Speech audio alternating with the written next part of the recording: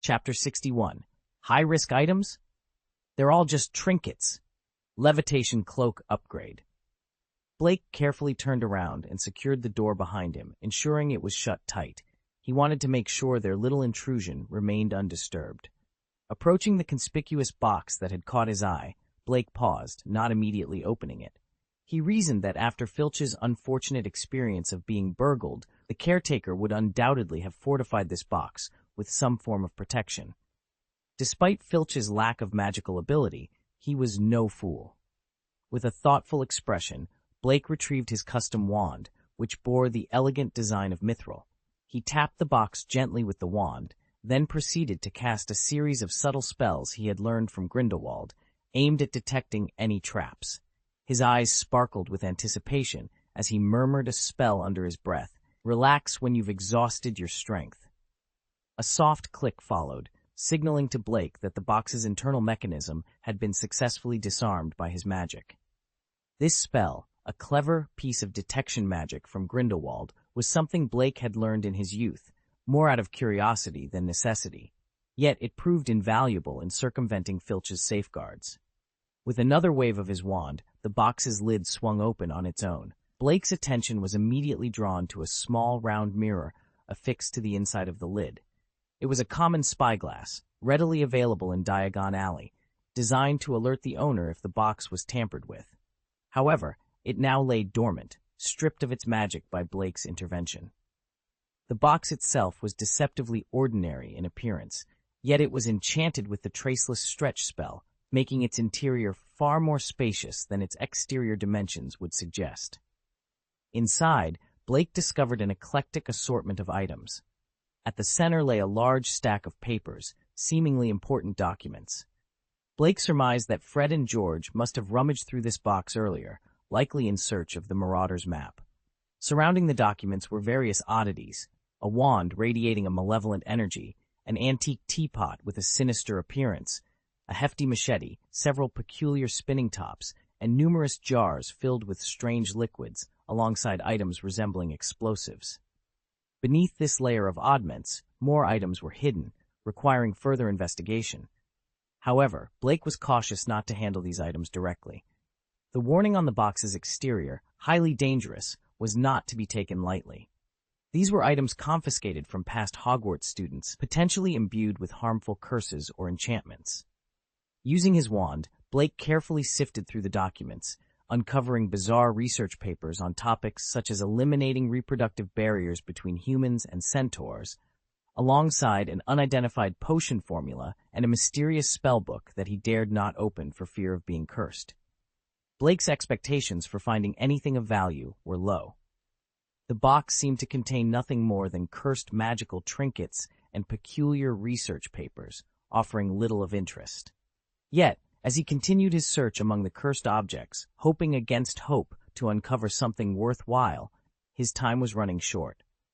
Madame Loris had only afforded him an hour, and he could not afford to waste it rummaging through this collection of oddities. Just as Blake was about to concede defeat, his gaze fell upon the levitation cloak. The cloak, now invisible, tapped Blake again before stretching out a small hand to point at the items in the box. What's this? You want these things?" Blake asked, intrigued. With a wave of his hand, a wand emanating a sinister aura levitated towards him. A corner of the cloak, floating behind Blake, transformed into a gaping mouth and devoured the wand with a loud crack. Ding! Magical animal materials consumed in appropriate amounts. Ding! The floating cloak's level has slightly increased. Blake's eyes sparkled with excitement. Although the items were cursed prank objects, essentially harmful and useless, they contained magical animal materials used in their creation to sustain their magical effects. These materials were not entirely worthless, as Blake's floating cloak could consume them to level up. What? Useless trash? No, they're just treasures in disguise, Blake exclaimed with a smile, his search through the box intensifying. He tossed every useless item into the cloak's transformed mouth, which accepted everything without hesitation. Some items, lacking magical animal materials, did not trigger a level-up notification, but that didn't deter Blake. Eventually, Blake discovered a nearly decayed time turner. Its outer structure was ruined, leaving only the small hourglass intact. Discarding the useless parts into the cloak's mouth, Blake continued his search, feeding the cloak and listening to the continuous system prompts. Though he didn't find anything of significant use, the discarded items served as excellent dog food for the cloak, earning it a substantial amount of experience points and bringing it closer to becoming a legendary artifact. Blake felt no guilt in destroying these harmful objects.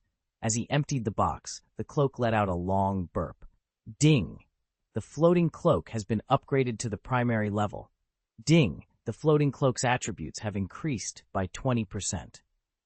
Blake observed the cloak, noticing a new red trim along its edge and feeling a significant boost in its magical power. In a short time, he had fed almost everything in the box to the cloak, including magic books and miscellaneous papers, except for a piece of parchment that appeared to be a map, which might prove useful. As Filch's footsteps approached, Blake quickly replaced the box lid, restored its mechanism with a tap of his wand, and exited Filch's office, locking the door behind him. He leaned against the wall, making room for Filch to pass without noticing him, despite being only half a meter away. "Damn it! You guys ran fast this time. Next time, I must catch you troublemakers," Filch grumbled as he walked past, reminiscing about the past when he could lock up and hang troublemakers on the wall. Unseen, Blake couldn't help but feel a sense of accomplishment for his clever evasion and the successful upgrade of his floating cloak. Completely invisible, Blake was undetected as Madame Loris shouted in his direction before she and Filch retreated into the office. Filch, trusting his cat implicitly, simply assumed the culprits had escaped too swiftly. Blake allowed himself a small smile, then turned to leave, content with his haul. Though he hadn't found anything of substantial value this time, the opportunity to upgrade his cloak and save on magical animal materials was a significant gain. Moreover, the hourglass and the map he acquired promised to be of value. Blake made his way directly to the Hufflepuff common room. As he approached the door, his cloak reverted from its invisible state back to the appearance of a school uniform. It was around 11 o'clock, not particularly late, but the common room was usually empty at this hour. Tonight, however, it was bustling with students engrossed in their studies. Feeling somewhat guilty for his late return, Blake headed to his dormitory. Just outside the door, he could hear a commotion inside. Voices shouted in panic and frustration, followed by a series of bangs and exclamations of dismay.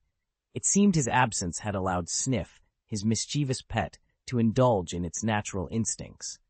Upon entering, Blake found Dabao, his pet, attempting to remove a shiny button from Roger's trousers, while Wayne hurriedly stashed away anything that gleamed. The room fell silent as Blake stepped in, but the pause was brief. Sniff discarded the button and leapt into Blake's arms while his roommates rushed to him with complaints. "Brother," they exclaimed in unison, their appearances disheveled. "Sniff isn't human. It's been bullying us, taking all our pocket money, and now it wants the button on my underwear." Blake raised an eyebrow. "Why are there buttons on your underwear?" he asked, amused, yet focusing on the more pressing issue. The roommates' grievances painted a picture of Dabao's reign of terror. Blake, however, knew such behavior was meant for outsiders, not friends. He placed Dabao on the table, and the creature's demeanor shifted from defiant to anxious under Blake's stern gaze. Despite its initial bravado, Dabao seemed to be pleading its innocence. Blake was not swayed. "I appreciate your help in acquiring treasures," he began, "but bullying others without my consent is unacceptable. I'm very disappointed, and you should know I'm quite upset." Dabao's protests turned into a flurry of squeaks, but Blake's response was to gently but firmly hold Dabao upside down, tickling its belly until a cascade of shiny objects, clearly pilfered from Wayne and Roger, clattered onto the table. With its hoard now gone, Dabao's spirit seemed to deflate. "Squeak, squeak," it protested weakly, but Blake was already apologizing to his roommates. With a flick of his wand, he repaired the damaged items, including the buttons and a broken mirror, restoring peace to the dormitory. Wayne and Roger stared in amazement at the items in their hands, now restored to pristine condition, as if by magic. You're incredibly skilled," Wayne exclaimed, his voice tinged with awe. "When did you master this spell?" Roger asked, his tone a mixture of curiosity and envy. "Next to you, My wand might as well just be a stick for lighting fires. Initially, both of them harbored some grievances. After all, their seemingly unreliable roommate had decided to adopt Sniff, a decision that had brought them nothing but trouble that evening. However, witnessing Blake's adept handling of magic changed their perspective entirely. They found themselves eager to learn from him. Blake, feeling somewhat guilty, decided to share his knowledge of the restoration spell with them. "You would have learned this spell eventually," he explained, "so I see no harm in teaching you a bit earlier. It's like what Hermione did, studying ahead to ensure she was well prepared." With this new skill at their disposal, Wayne and Roger dedicated themselves to mastering the restoration spell, eager to wield it with the same flexibility they had seen in Blake. Meanwhile, Blake took Dabao aside for a stern talking to. After making his disappointment clear, he laid down a new rule with a firm tone. "From now on, you're coming with me wherever I go. You can't just go around causing trouble for our dorm mates, and besides—" At this, Sniff tilted his head, his small eyes filled with confusion and a hint of curiosity about what was to come. Chapter 62, System Upgrade. The Birth of Almighty Blake. Introducing the new skill, the Horse of Love kills chickens. The night enveloped the dormitory in darkness. Wayne and Roger had already succumbed to sleep, leaving Blake alone with his thoughts and the day's spoils. He began to tally his treasures: 10 golden treasure chests, 21 silver ones, and a staggering 75 bronze chests.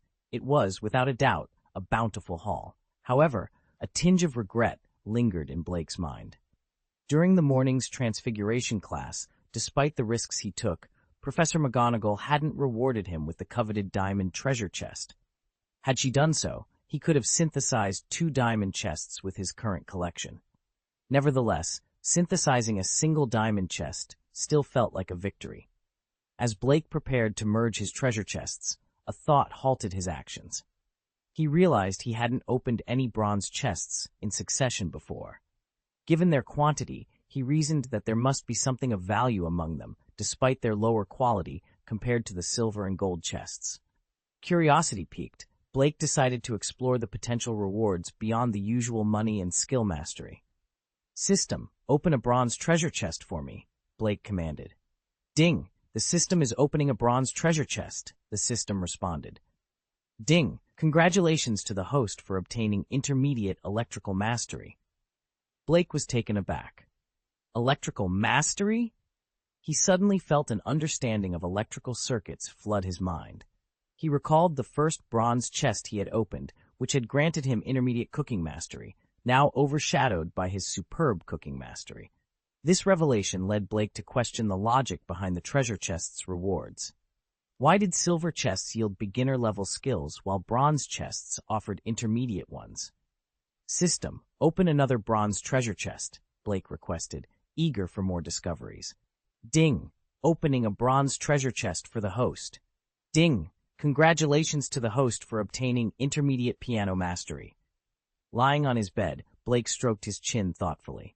It dawned on him that the skills from bronze chests were non-magical, related to the Muggle world, whereas silver chests provided basic magical skills like herbology and potion-making. Curious about what other surprises the bronze chests held, Blake asked the system to open 10 more consecutively. "Ding! Currently opening 10 bronze treasure chests." The system announced a series of rewards: intermediate guitar mastery, intermediate fishing proficiency, a pair of bear slippers, a platinum ring, a bottle of cola, and Eighth Brother's secret hamburger recipe. Blake was baffled. While he appreciated the intermediate skills, the assortment of items like slippers, a ring, cola, and a hamburger was bewildering. It became clear that bronze chests could contain anything from valuable jewelry to seemingly mundane objects. The disparity in value was vast. Yet, Blake saw the silver lining. Acquiring a variety of ordinary skills meant he would have a basic understanding of many areas, enriching his skill set with intermediate mastery in several fields. As Blake pondered the eclectic mix of rewards, he couldn't help but feel excited about the possibilities these new skills and items presented. The night's exploration of bronze treasure chests had revealed a world of potential, making him all the more determined to become truly almighty. Blake was elated. After realizing he could leverage his newly acquired skills to unearth more treasure chests, much like he had with his cooking proficiency, he saw it as a way to boost his resources. Without a second thought, he eagerly opened all the remaining bronze treasure chests. To his delight, the chests frequently dropped skill mastery items, transforming him into a jack-of-all-trades with knowledge spanning various fields. His mastery levels in these skills surpassed even those of experts in some areas. However, Blake's ambition didn't stop there. He examined a platinum ring he had found, convinced that nothing from the treasure chests was without value. Upon closer inspection, he discovered a faint inscription, low-level agility ring, increases reaction by 0.1% upon wearing. This revelation was a game-changer for Blake. It dawned on him that the system could indeed dispense equipment, a realization reinforced by recalling the blue floating cloak and a pair of bear slippers he had previously overlooked, each with their own modest enhancements to his abilities. Blake's attention then shifted to the consumable items he had acquired, such as a bottle of Coke and a secret hamburger from Eighth Brother, both of which had special effects like replenishing magic power and quickly restoring physical strength, respectively. These consumables seemed more immediately useful than the equipment, given the latter's minimal attribute bonuses. Contemplating the surplus of equipment, Blake wished for a way to break them down into something more useful. With a bit of intuition about how the system worked, he voiced his desire for an equipment breakdown feature, which the system promptly provided. After breaking down most of the equipment, he was left with a variety of materials, including metals and magical animal components. Blake pondered the possibility of an equipment manufacturing system, which the system confirmed existed but required blueprints he didn't possess. Despite this, the system upgrade unlocked synthesis and decomposition functions and promised materials and normal equipment as rewards. Feeling a mix of frustration and anticipation, Blake turned his attention to the silver treasure chests, hoping they would yield even greater treasures. His optimism was rewarded with announcements of new acquisitions: elementary black magic proficiency, 100 potion concoction experience points, and a strand of unicorn hair. These discoveries not only expanded Blake's repertoire of skills and resources, but also deepened his understanding of the system's potential to enhance his capabilities. With each new treasure chest opened, Blake's journey became increasingly intertwined with the mysteries and opportunities presented by the magical system at his disposal. After opening the silver treasure chest, Blake discovered that the rewards were significantly superior to those from the bronze treasure chest.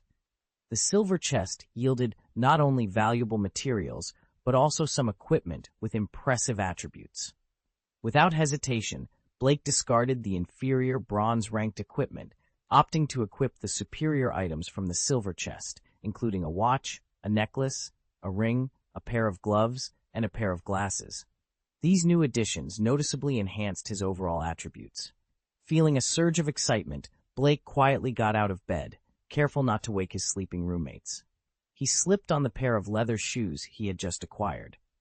To his amazement, they not only fit perfectly, but also made him feel significantly lighter. Walking around the room, he couldn't help but admire the boost in his combat abilities these items provided.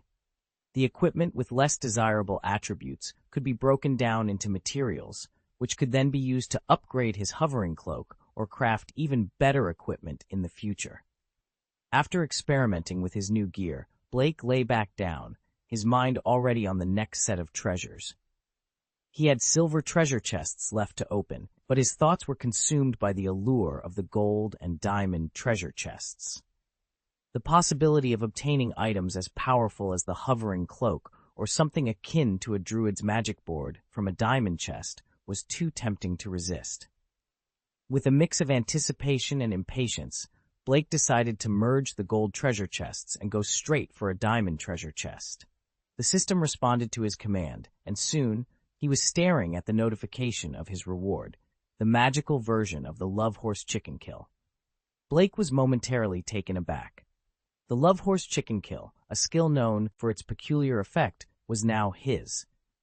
According to the system, This skill allowed the user to hit an enemy with a force that would massage their nerves and vibrate their glands at a specific frequency, rendering them incapacitated with pleasure and unable to move. Despite the skill's odd nature, Blake couldn't deny its potential effectiveness. He imagined a scenario where a group of Death Eaters was completely overwhelmed by the skill, unable to fight back due to the overwhelming sensation. The thought made him shudder with a mix of disbelief and intrigue. Although the Love Horse chicken kill seemed bizarre, Blake recognized its strategic value. In a world filled with danger and unexpected challenges, having such a unique skill could very well turn the tides in his favor. Blake's excitement was palpable as he pondered the potential of his newfound ability. The spell he had mastered was formidable. A single hit would render his opponent immobile, regardless of the spell used. This power was not just strong, it was game-changing. And as the corners of Blake's mouth turned upwards in a sly grin, he entertained a thought that made his heart race even faster. Who had decreed that this skill could only be directed at foes? A soft chuckle escaped him. Ha-ha! The sound was light, almost mischievous, as if he were sharing a secret with the night itself. Blake, ever the optimist, was blissfully unaware of the stir his laughter caused among his companions. Meanwhile, Wayne, feigning sleep with his head buried under his covers, couldn't help but think the worst. "It's over. The boss must be under some ghost spell," he muttered to himself, a hint of worry lacing his words. He imagined Blake rising any moment now, wandering about with that unsettling laughter. "He's going to start pacing soon," he whispered to no one in particular, "and then that eerie laughter will follow." The room was filled with a sense of unease, the others sharing worried glances. Blake's odd behavior had clearly unsettled them, their minds racing with thoughts of supernatural possession and the creepy laughter that seemed to echo in the darkness. Chapter 63. Blake inspires a change in Hufflepuff. "Good morning, Professor Sprout," greeted the young wizards cheerfully as they encountered their house dean on the way to the Hufflepuff common room. Professor Sprout, always enthusiastic, returned their greetings with a warm smile. This morning ritual was familiar to her, as she made her way to the common room daily to tend to the unique plants that thrived there. These plants, known for their calming effects, required her special attention to maintain their stress-relieving aura for the students. However, this morning felt different. As more students greeted her than usual, Professor Sprout sensed something unusual.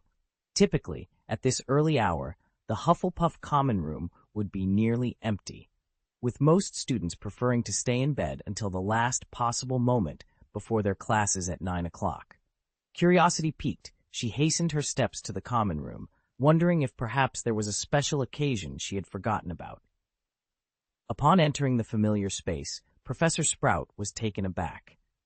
Instead of the usual quiet, with only a few house elves tidying up, the room was bustling with activity. Students were not just lounging around, but were actively engaged in discussions about their homework. It was a sight she had never seen before at this hour, leading her to momentarily question if she had somehow entered the wrong common room or if she was dreaming. "Morning, Professor Sprout," the students called out, noticing her arrival. Their enthusiastic greeting and the sight of them diligently working together filled her with a mix of astonishment and confusion. "Children, have you done something wrong?" she asked, half jokingly, trying to make sense of the unusual scene. "Tell me what it is, and I'll help you sort it out." A Hufflepuff student stepped forward, his words touching Professor Sprout deeply. "This is our dean, our Professor Sprout. Instead of thinking about punishment or point deductions, her first thought is to help us resolve our issues. Professor, you've always been so kind to us, and we've taken that for granted." The room filled with voices of agreement, expressing their newfound appreciation for Professor Sprout's dedication. "We've been too selfish, not recognizing all that you've done for us. We've been content with being labeled as the less ambitious house, but no more. We can't bear to see you ridiculed alongside us. We're determined to win this year's school championship and the Quidditch Cup." The determination in their voices was palpable. The Hufflepuff Quidditch team, having faced defeats and near losses in the past, was now motivated to strive for victory, without relying on new recruits or external reinforcements. Professor Sprout, moved to tears by their words, realized the profound impact of their resolve. The transformation in her students, sparked by a newfound sense of pride and ambition, was a sight she had never imagined witnessing. In that moment, she knew that this was no dream. The Hufflepuff house was united, ready to challenge the stereotypes and prove their worth, not just to Hogwarts, but to themselves. The hope of winning the championship was dwindling. If we continue like this, if we don't put in more effort, we're going to lose to Slytherin soon. And after we lose, Slytherin will just hand the victory to Gryffindor. When we face Ravenclaw, you all should be ashamed. The captain rebuked the team members for their lack of progress. Cedric's eyes blazed with determination. He shouted, "Captain, lead us forward once more." In the Hufflepuff common room, the atmosphere transformed into one of vibrant energy. Professor Sprout, observing the sudden change, was bewildered. She couldn't grasp how the mood had shifted so drastically overnight. Why had these students suddenly become so driven, and why did they seem so appreciative of her? While it was positive to see them motivated, she needed to understand the catalyst for this change. What happened? She asked, puzzled. Why this sudden desire to work hard? Cedric, clutching his broom, approached her.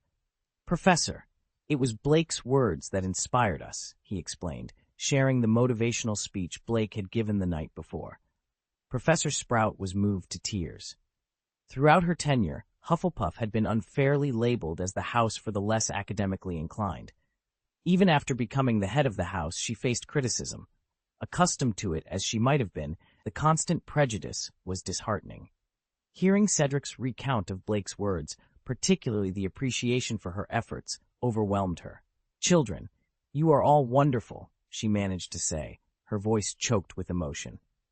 All right, since we're all in agreement, she declared, her spirit reignited. Let's show everyone what Hufflepuff is truly about. We'll prove that Hufflepuff is not a house for fools. A round of enthusiastic applause filled the common room.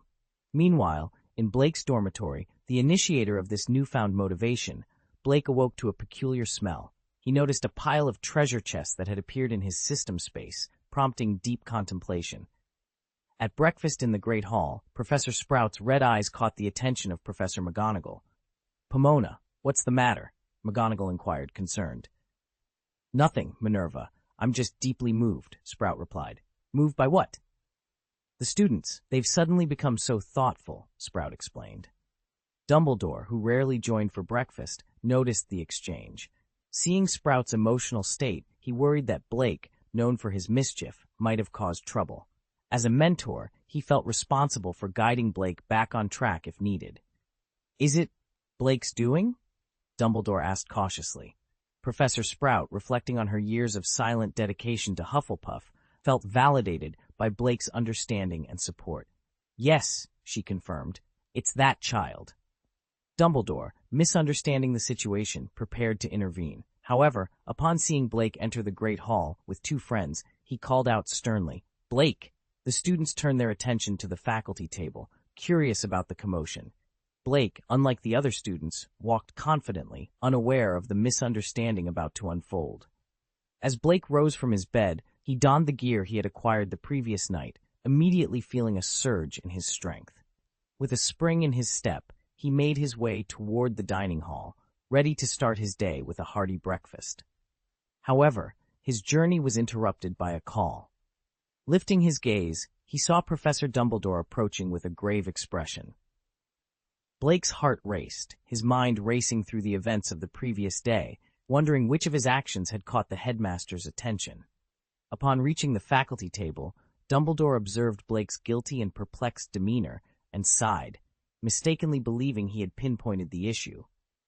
Blake, do you realize what you've done? He began, only to be interrupted by Professor Sprout's unexpected gratitude. Oh, Blake, thank you. I never imagined someone I've barely met would understand me so well, she exclaimed, revealing that Cedric had shared Blake's actions with her, actions that had significantly uplifted the spirits of everyone in Hufflepuff House. Dumbledore, taken aback by this revelation, realized his misjudgment. It appeared Blake had inadvertently done something commendable, enough to move Professor Sprout to tears. Meanwhile, Blake was still piecing together the situation, realizing his casual words had sparked a positive chain reaction within Hufflepuff House. As Dumbledore hastily excused himself, citing other matters to attend to, Professor Sprout turned to Blake, explaining how his actions had inspired the Hufflepuff students to work harder. She proposed awarding him extra points, a suggestion to which Professor McGonagall, after quickly understanding the situation, agreed without hesitation.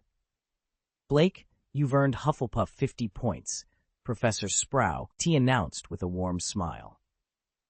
Professor McGonagall couldn't help but wish Gryffindor had a student who could similarly motivate their house, especially after the recent deduction of points from the Weasley twins. Yet, she recognized the fairness in rewarding Blake for his positive influence on Hufflepuff.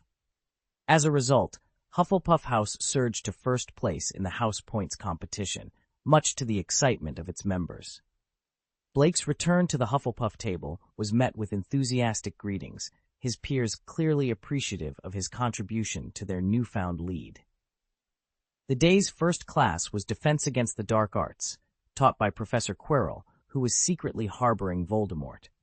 While the rest of the students buzzed with excitement, Blake remained composed, aware of the dark secret lurking behind Quirrell's stuttering facade. Blake was well aware of his own teaching capabilities, or rather, the lack thereof.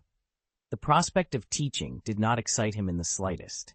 However, the situation with Quirrell presented an intriguing challenge.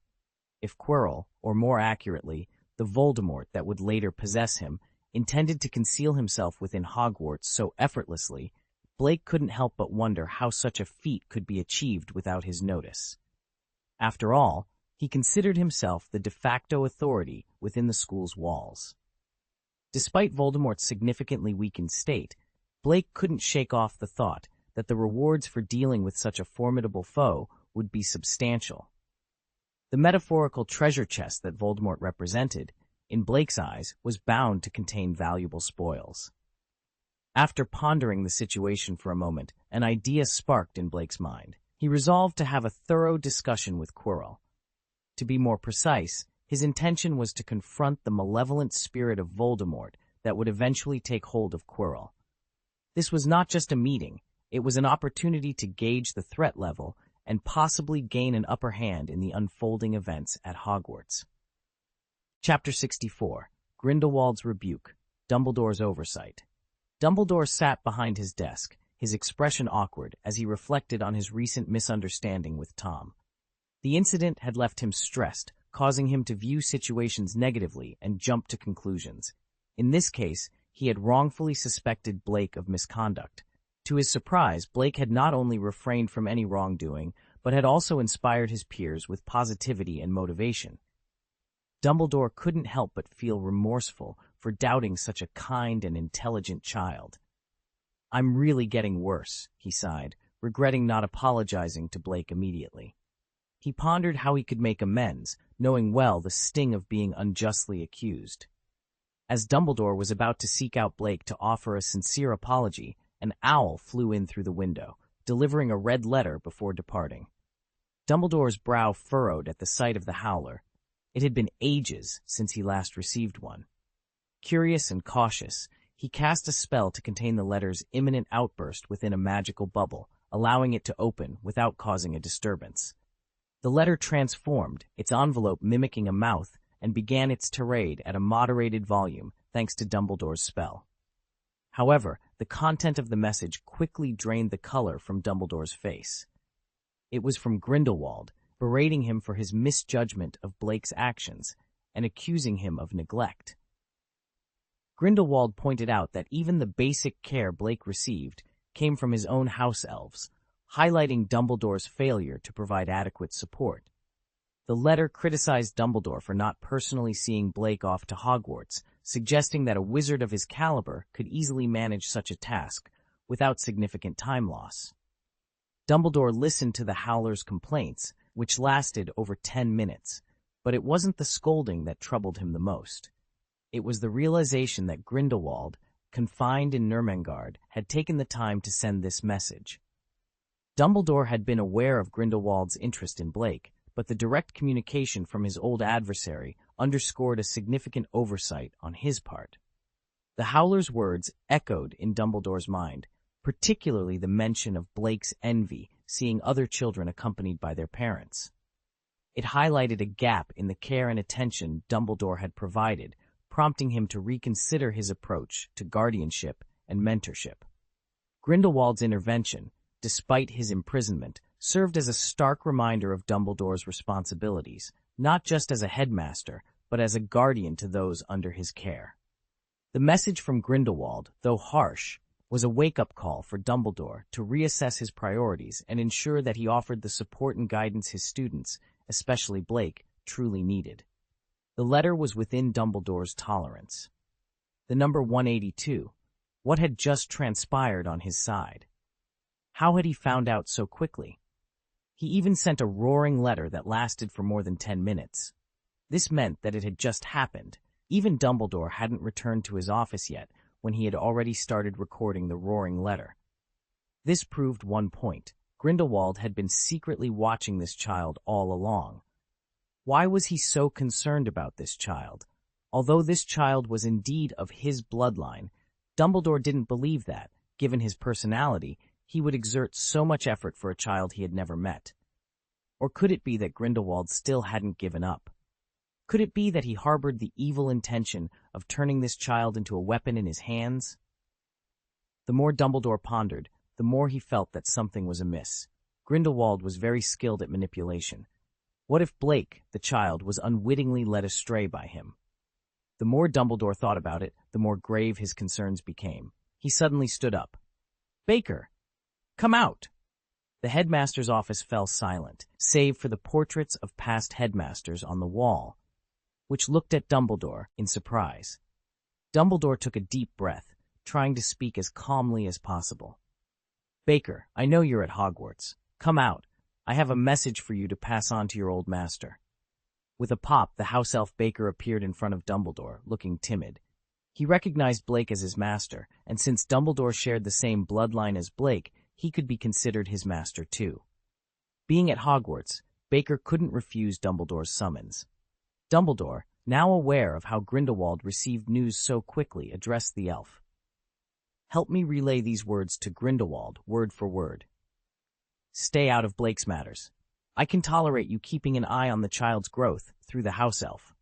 I can even tolerate you writing to me and offering advice. Because I admit that you were right in your shouting letter. I did make a mistake. But I absolutely cannot tolerate you directly interfering with the child's education. Between you and him, communication can only occur through me. You cannot contact the child directly." Dumbledore stood tall. "Baker, do you understand?" "Yes," Baker nodded. "Then go, and don't miss a word." "Yes, yes." Meanwhile, at Nurmengard, Grindelwald angrily threw the notebook in his hand. "Bastard! Dumbledore, you think you can take care of the child. You can't. You don't have the capability, and you know it." At this moment, Blake was oblivious to the fact that because of him, Dumbledore and Grindelwald had started quarreling again.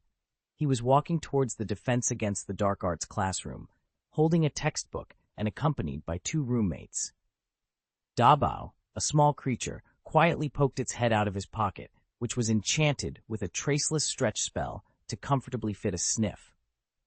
Upon arriving at the classroom, Blake noticed that many students were already seated. Hermione was sitting in the 3rd row, deeply engrossed in the Defense Against the Dark Arts textbook.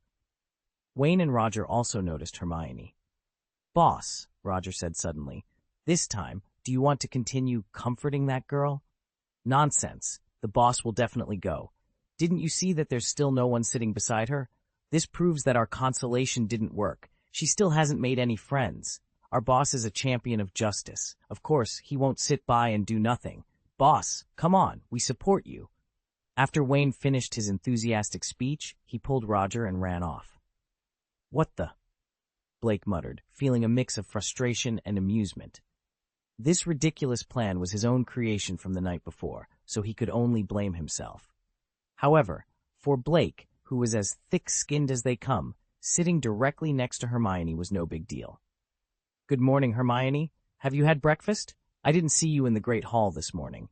Blake greeted Hermione with a curious tone. Hermione looked up, her expression slightly annoyed. "What time did you wake up?" she asked. Around 8:30. You didn't wake up early to prepare for class, did you?" Blake inquired, somewhat sheepishly. "Of course I did. I need to be prepared. Otherwise, how will I follow along with what the professor is discussing?" Hermione responded, her dedication to her studies evident. "I don't think you need to worry too much about that. Professor Quirrell will probably just go over the textbook again in class," Blake said, trying to reassure her. Professor Quirrell's approach to teaching Defense Against the Dark Arts was notoriously simplistic. He often avoided practical demonstrations, preferring instead to stutter through readings from the textbook, occasionally digressing into fabricated tales of his encounters with vampires.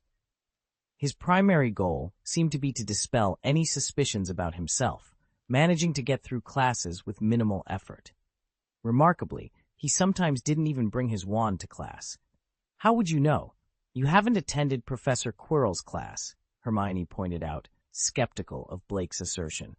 "I heard about it from someone who did," Blake explained. Their conversation was interrupted when Hermione noticed a small creature peeking out from Blake's pocket. "What's this?" she asked, her curiosity piqued. "Oh, this is my pet, Dabow," Blake replied, gently taking the creature out of his pocket. "It's so adorable. May I pet it?" Hermione asked, clearly enchanted by Dabow's cute appearance. "Of course," Blake agreed, as Dabow made a series of squeaks that seemed to express its indignation at being treated like a common pet. Blake then performed a peculiar gesture, which he humorously referred to as "love horse killing chicken," causing Dabow to relax completely, its eyes rolling back in pleasure. Hermione, unaware of the exchange between Blake and Dabow, gently stroked the creature, marveling at how soft and comfortable it felt. Dabow, now basking in the attention, allowed Hermione and subsequently other girls in the classroom to pet it without resistance. Despite its initial reluctance, Dabow seemed to thrive on the attention, especially after Blake discreetly rewarded it with a gold coin. The promise of compensation seemed to invigorate Dabow, who began to act even more adorably, much to the delight of the students. As the classroom buzzed with excitement over Dabow, Professor Quirrell entered, his timid demeanor barely containing the chaos. He requested Blake to put away his pet, which Blake did, placing Dabow in a drawer, where it continued to receive covert attention from Hermione and Hannah. With Dabow settled, Professor Quirrell attempted to start the class, his stuttering pace suggesting that roll call alone might take a significant portion of the lesson. Blake offered the professor a silent thumbs up, appreciating the unintentional genius of Quirrell's teaching method that allowed for a slow, albeit unconventional, start to the class. After a challenging roll call, Professor Quirrell finally commenced his lecture. Initially, Hermione was the epitome of attentiveness, quill in hand, poised to jot down notes and eager to answer any questions. However, her enthusiasm quickly waned. Just as Blake had predicted, Quirrell began to stutter through the textbook material. Disheartened, Hermione set her quill aside, opting instead to distract herself with Dabow rather than endure the monotonous reading. The lecture, devoid of any insightful content and compounded by Quirrell's overpowering garlic scent, left the classroom in a collective state of lethargy. Eventually, Quirrell concluded the day's reading, with a significant portion of the class time still remaining. Blake fought the urge to applaud, marveling at Quirrell's peculiar sense of time management. Next, in order to illustrate the perils associated with dark creatures, Quirrell began, his pace suggesting the story might not reach its conclusion within the class period. "Let me share a personal experience. During my travels in Africa, a prince was plagued by zombies. Blake saw an opportunity and seized it, raising her hand with feigned admiration. Quirrell, taken aback, acknowledged her. This student, do you have a question?" "Professor Quirrell, it's incredible that you could defeat zombies," Blake exclaimed. "Could you share how you managed to overcome them?" By interjecting with her question, Blake not only steered the lecture towards a potentially more engaging topic, but also subtly challenged Quirrell to provide a first-hand account of his claimed expertise, thereby testing the authenticity of his adventurous tales. Chapter 65. Quirrell's Uncomfortable Encounter. Quirrell was taken aback. He hadn't expected to be directly confronted with such a critical question. In his mind, he had assumed the class would end before any student could delve into the specifics of defeating zombies. He had planned to avoid the topic entirely, but here he was, caught off guard by a student's straightforward inquiry. Quirrell, usually cautious, found himself unprepared and stumbled over his words, trying to concoct an answer on the spot. However, under pressure, he could only offer a vague response. Well, in truth, strong sunlight is the most effective weapon against zombies, Quirrell said, attempting to divert the conversation to the weather, hoping to evade further questioning. However, Blake seemed unfazed by Quirrell's attempt to change the subject and continued to regard him with apparent admiration. I've heard that you had excellent grades when you were a student and were quickly rehired as a professor of defense against the dark arts after graduation. You're truly a role model for me. Quirrell was flustered by Blake's praise, unsure how to respond. Oh, well, you're too kind. You're exaggerating, he managed to say, visibly uncomfortable. Hermione watched the exchange with suspicion, unable to understand Blake's motives. It was common knowledge that Quirrell's teaching abilities were subpar, and yet Blake showered him with compliments. Ignoring Hermione's skeptical gaze, Blake continued, Your achievements are truly remarkable, Professor. Many have aspired to the position of Defense Against the Dark Arts professor right after graduation, but all were rejected for lacking the necessary talent. Only you were rehired immediately. Doesn't that speak volumes about your excellence? You're certainly more accomplished than those who previously sought the position. Quirrell nearly collapsed in fear at Blake's words.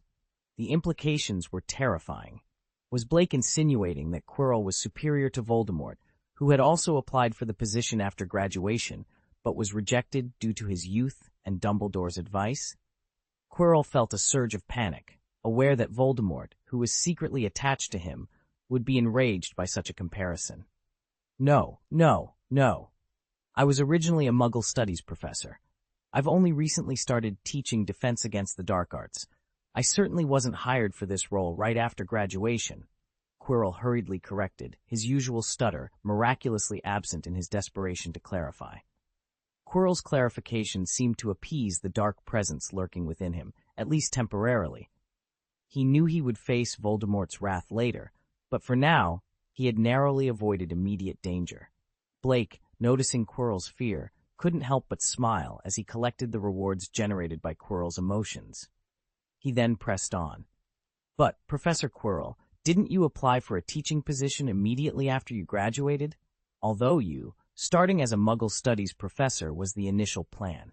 But the application was successful, and Headmaster Dumbledore asked you to switch your teaching position from Muggle Studies to Defense Against the Dark Arts.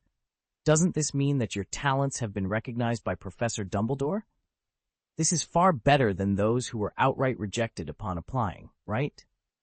As soon as Blake finished speaking, Quirrell could only clutch the back of his head, feeling a surge of anger he had momentarily suppressed flare up again.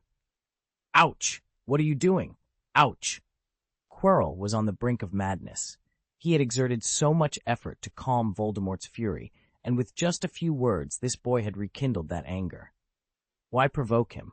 You could have simply left after class, and who will suffer the consequences? It will still be me, suppressed by his wrath. You insufferable fool. Quirrell loathed Blake deeply. Despite wanting to slap him and sew his mouth shut upon seeing Blake's look of admiration, he was forced to smile and respond to Blake's question. After all, he was ostensibly being praised. Thank you for your compliment, Quirrell managed to say, though he felt on the verge of tears. The entity at the back of his head was seething with rage, making Quirrell feel as if his head was on fire. Ding! Extreme anger detected. Ding! Congratulations to the host for obtaining a diamond treasure chest. Blake was thrilled. As expected of Voldemort, such a high drop rate. A gold treasure chest, and now a diamond treasure chest. And the silver treasure chests dropped by Quirrell are just bonuses. No, you can afford it, Blake insisted. No, I can't afford it. Quirrell glanced at the time, feeling helpless. Because it's a long class, there are still 40 minutes left. How am I going to get through these 40 minutes? Quirrell was on the edge of despair. Classmate, that's enough. Let's return to the previous topic. Quirrell had no choice but to steer the conversation back, showing a rare firmness. Blake smiled slightly and did not continue to provoke him. A gold treasure chest and a diamond treasure chest. It's time to stop while I'm ahead. There will be plenty of opportunities in the future, right? Seeing Blake finally quiet down, Quirrell sighed in relief. Finally, it's over. Though I'll likely be punished by my master after class, at least I won't have to endure this torment any longer. The fluctuating emotions of Voldemort at the back of his head were giving him a splitting headache. Just as Quirrell was about to resume his dull narrative until the end of class, a hoarse voice echoed in his mind. Give me control of the body. Master, what are you planning to do? Give it to me. You mustn't act impulsively. This is Hogwarts. Dumbledore is always around. I know what I'm doing. Give me control of your body. Faced with Voldemort's irrefutable demand, Quirrell, who had been delivering a monotonous lecture, suddenly paused. He lowered his head and then raised it again, his demeanor noticeably altered. The students, including Blake, sensed a change. Professor Quirrell's temperament seems different. Blake's eyes sparkled with excitement. This was Voldemort in action. Quirrell, now under Voldemort's influence, dismissed the idea of continuing with the tedious stories. They're far too boring. If that's the case, let's proceed with a demonstration.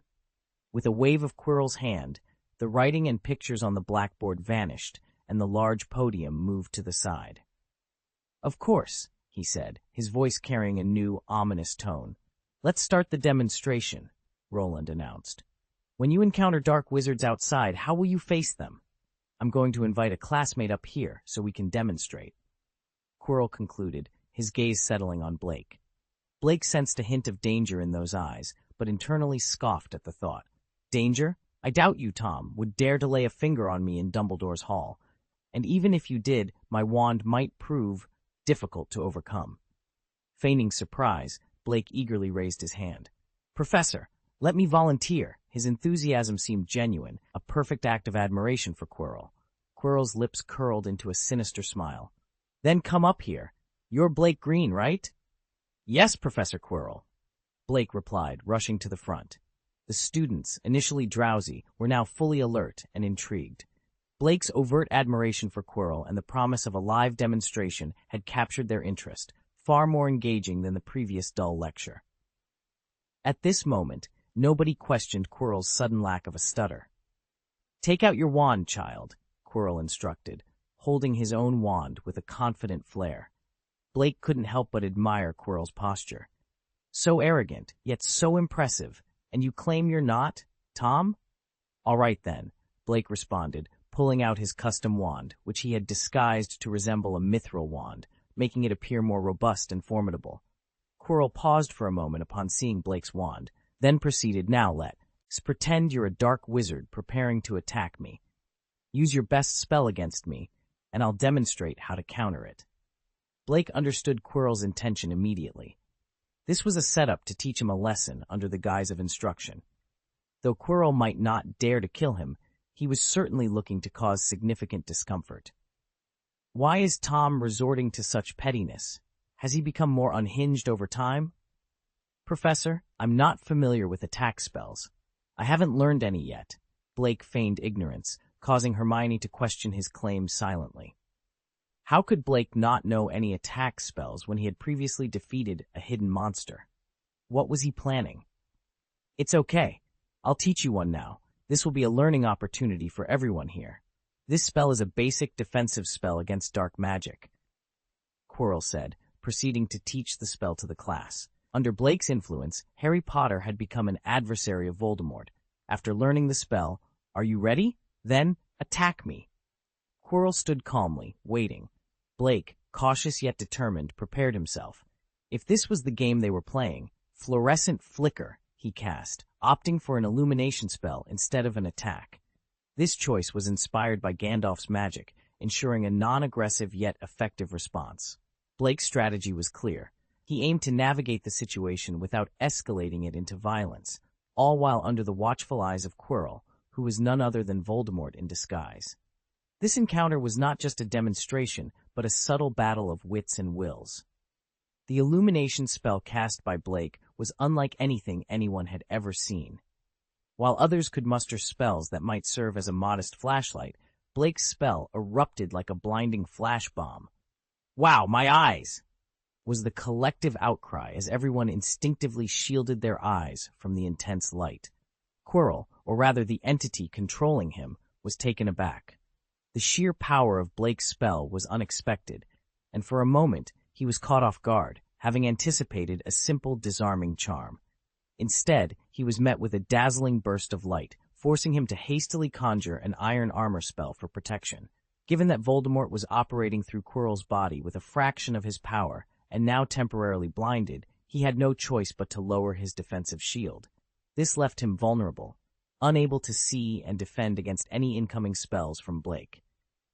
In an unexpected turn, Quirrell's body seized up, and then, just as suddenly, the real Quirrell found himself back in control, overwhelmed by a rush of shameful yet intense pleasure. Without Voldemort's dominion over him, Quirrell collapsed to the ground, incapacitated by the overwhelming sensation. Blake watched with a smirk as Quirrell writhed on the floor.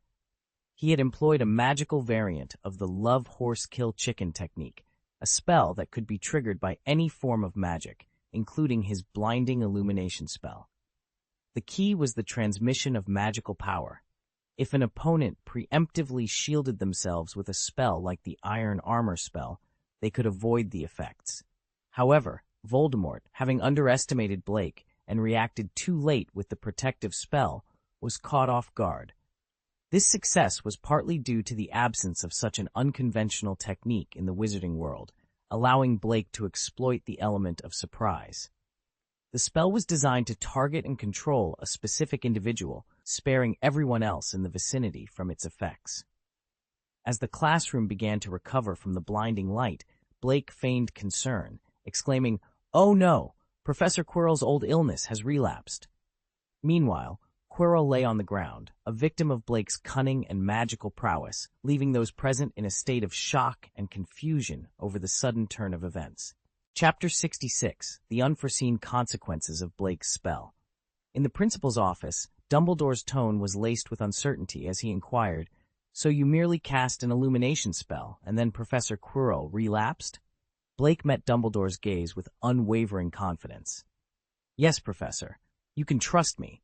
The students who witnessed the event can vouch for me," he assured. Dumbledore nodded, accepting Blake's explanation. He pondered the possibility that Blake's spell might have inadvertently triggered Quirrell's collapse due to the lingering effects of Voldemort's possession. However, Dumbledore decided it wasn't the right time to confront Quirrell about this. Dumbledore was puzzled by the intensity of Blake's illumination spell, which had been far more powerful than expected, lighting up the entire classroom without causing any harm to the students' eyes, a feat that seemed impossible under normal circumstances. Blake apologized, explaining his thought process during the incident with Quirrell. He had hoped to use the spell as a distraction, not anticipating the overwhelming power it would unleash. Dumbledore's expression grew serious as he considered the instability of Blake's magic, recalling a previous incident where Blake's wand had exploded. He resolved to consult Grindelwald, who had a vested interest in Blake and might shed light on the boy's unusual magical abilities. Reassuring Blake, Dumbledore promised to investigate the matter further, advising him not to worry about the unintended consequences of his spell.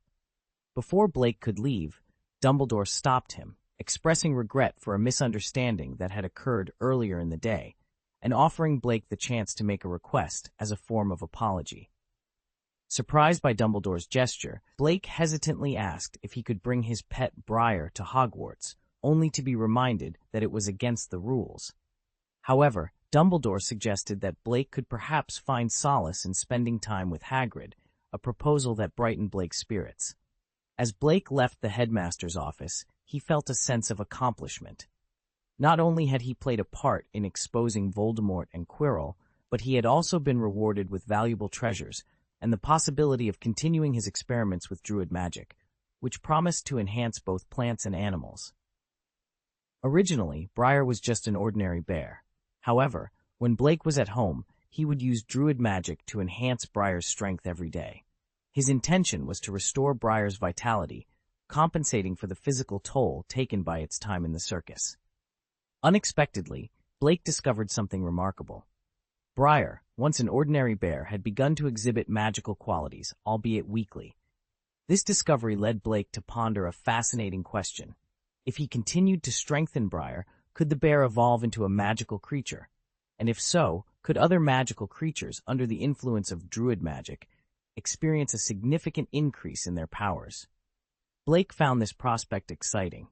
Success in this experiment could mean that any magical creatures he tamed in the future would possess extraordinary strength, and some might even advance to higher levels of power. Meanwhile, in the Hogwarts dining hall, the students were abuzz with discussions about the morning's Defense Against the Dark Arts class. Blake's dramatic use of an illumination spell had exacerbated Professor Quirrell's chronic condition, a spectacle that had never been witnessed in Hogwarts' straying history. A professor had never before been bested by a first-year student in such a manner. At the Hufflepuff table, the first-year students were particularly engaged in this topic. They were puzzled by Blake's excessive praise for Professor Quirrell, given the professor's disorganized lecture. Roger, one of the students, explained Blake's true motive with a chuckle. He suggested that Blake's praise was a strategic move to make the class more engaging and ensure that they learned something practical, like the disarm spell. This revelette, Ion, led to a newfound appreciation for Blake's actions among his peers. The conversation then shifted to Professor Quirrell's condition. The students speculated that his sudden vulnerability to Blake's spell was a result of lingering effects from an encounter in the Albanian forest, where he had been tortured by a vampire and an old witch. This theory was supported by Madame Pomfrey's observations. Curiosity about Quirrell's condition led to the discovery that he had removed his scarf, revealing a large, burn-like scar on the back of his head. In a different setting, Blake sat alone in front of a cabin, contemplating his next steps. He had just opened a treasure chest, revealing a reward that granted him top-grade potioneering talent. This new ability promised to further enhance his capabilities and influence his future experiments and adventures at Hogwarts. This series of events highlighted the intricate dynamics at play within Hogwarts, showcasing the curiosity, ingenuity, and camaraderie among the students, as well as the mysterious and sometimes perilous nature of the magical world they inhabited. Blake nodded in satisfaction, content in the knowledge that his talent in potion-making would spare him from the undue hardships the old bat, as the students referred to the professor, typically reserved for those outside Slytherin house. This was a piece of wisdom passed down from the upperclassmen to the freshmen. His gaze then shifted to the diamond treasure chest before him. After a moment's hesitation, he decided against opening it immediately. Lately, he had been opening treasure chests at a rapid pace, unlocking nearly all available skills and talents. The allure of the diamond treasure chest's rewards had diminished for him. Thus, Blake resolved to accumulate a collection of treasure chests first, aiming for the reward of the supreme treasure chest, which contained an ancient magic. He felt his arsenal of trump cards was lacking, and acquiring another supreme treasure chest seemed like a prudent goal. However, the odds of directly obtaining a supreme treasure chest were slim. Synthesizing one from 7 diamond treasure chests appeared to be a more reliable strategy. Given his current rate of acquiring treasure chests, Blake was confident it wouldn't be long before he secured a supreme treasure chest. With this thought in mind, Blake stood and approached a devil's snare, which, despite its typically aggressive nature, became docile in his presence. He extended his palm, and green magic from the great druid flowed into the plant, causing its hue to deepen. Meanwhile, in his office, Professor Quirrell's screams pierced the silence, a testament to the torture inflicted by Voldemort, who had taken residence at the back of his head. Thanks to soundproof spells, these screams were confined to the office. Eventually, the screams gave way to Quirrell's soft sobs. "That boy!" Voldemort's voice emanated from the scar on the back of Quirrell's head, where his face had manifested. "Yes, my master, I will ensure Harry Potter becomes a—" Quirrell began. "Not Potter, the boy named Blake Green," Voldemort corrected sharply. "Yes, master. What about him?" Quirrell inquired, his voice trembling. Are you so blind not to sense his unusual magic? Voldemort chastised. I did feel something, Quirrell admitted. It was a type of magic I've never encountered before. At his age, profound magic is beyond his reach. It must be an innate talent, Voldemort mused, his interest piqued. Did you not notice your condition improving after being struck by his magic? That strange illumination spell, and the peculiar magic accompanying it. I will investigate for you, Master, Quirrell offered eagerly. No, I shall look into it myself, Voldemort decided, causing Quirrell to shudder. Do you wish to retain control of your body? Voldemort inquired, sensing hesitation. No, Master, I dare not. I am wholly yours, Quirrell responded meekly. When is Blake's next Defense Against the Dark Arts class? Voldemort asked, Eddie formulating a plan. Master wishes to teach the class himself? Quirrell was taken aback. I'm only interested in him. As for your other classes, manage them as you see fit, Voldemort dismissed. He seems to hold you in high regard. Perhaps you can use that to our advantage. Chapter 67. Shocking Dumbledore's Superb Talent. Grindelwald's Collection of Books.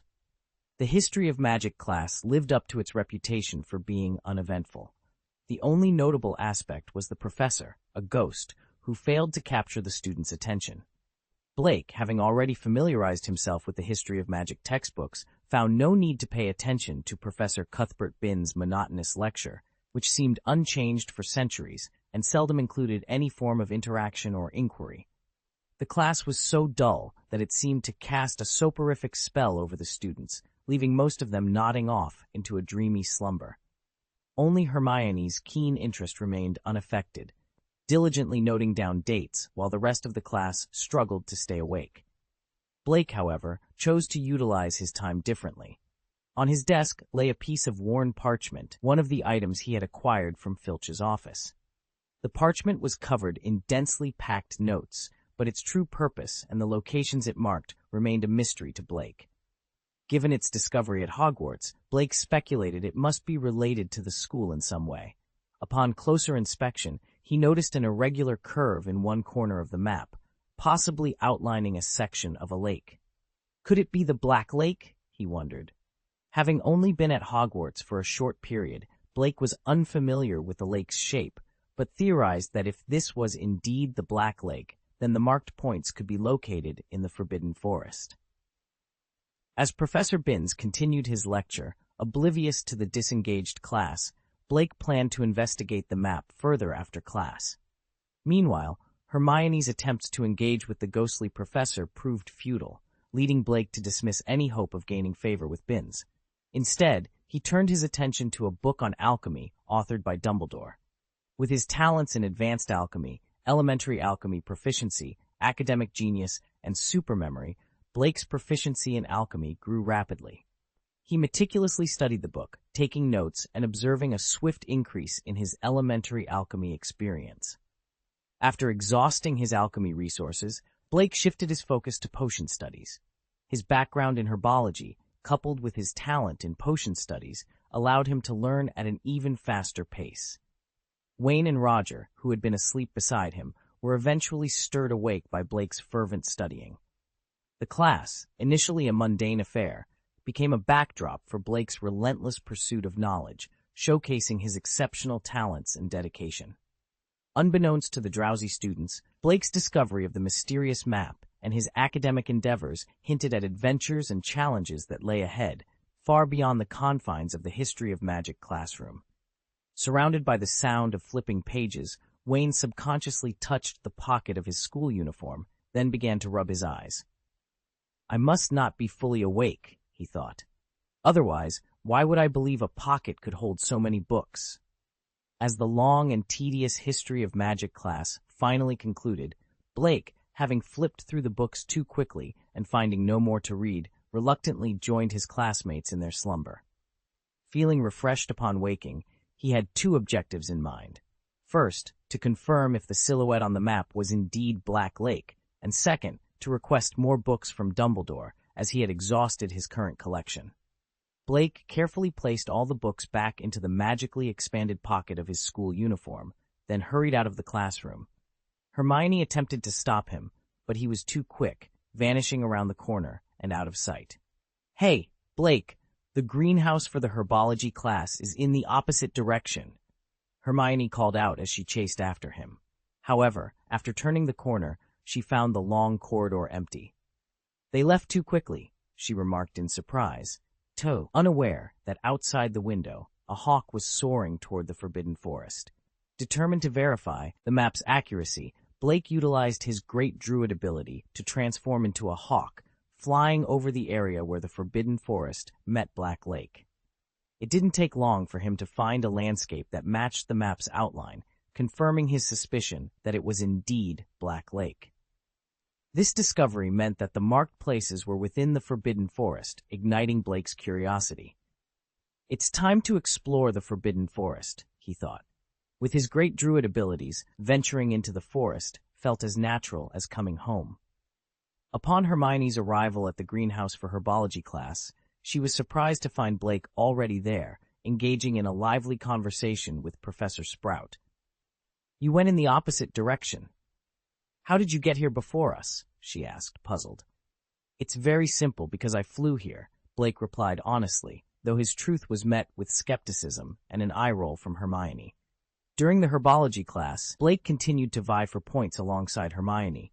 Encouraged by Blake's enthusiasm, the other Hufflepuff students also participated actively.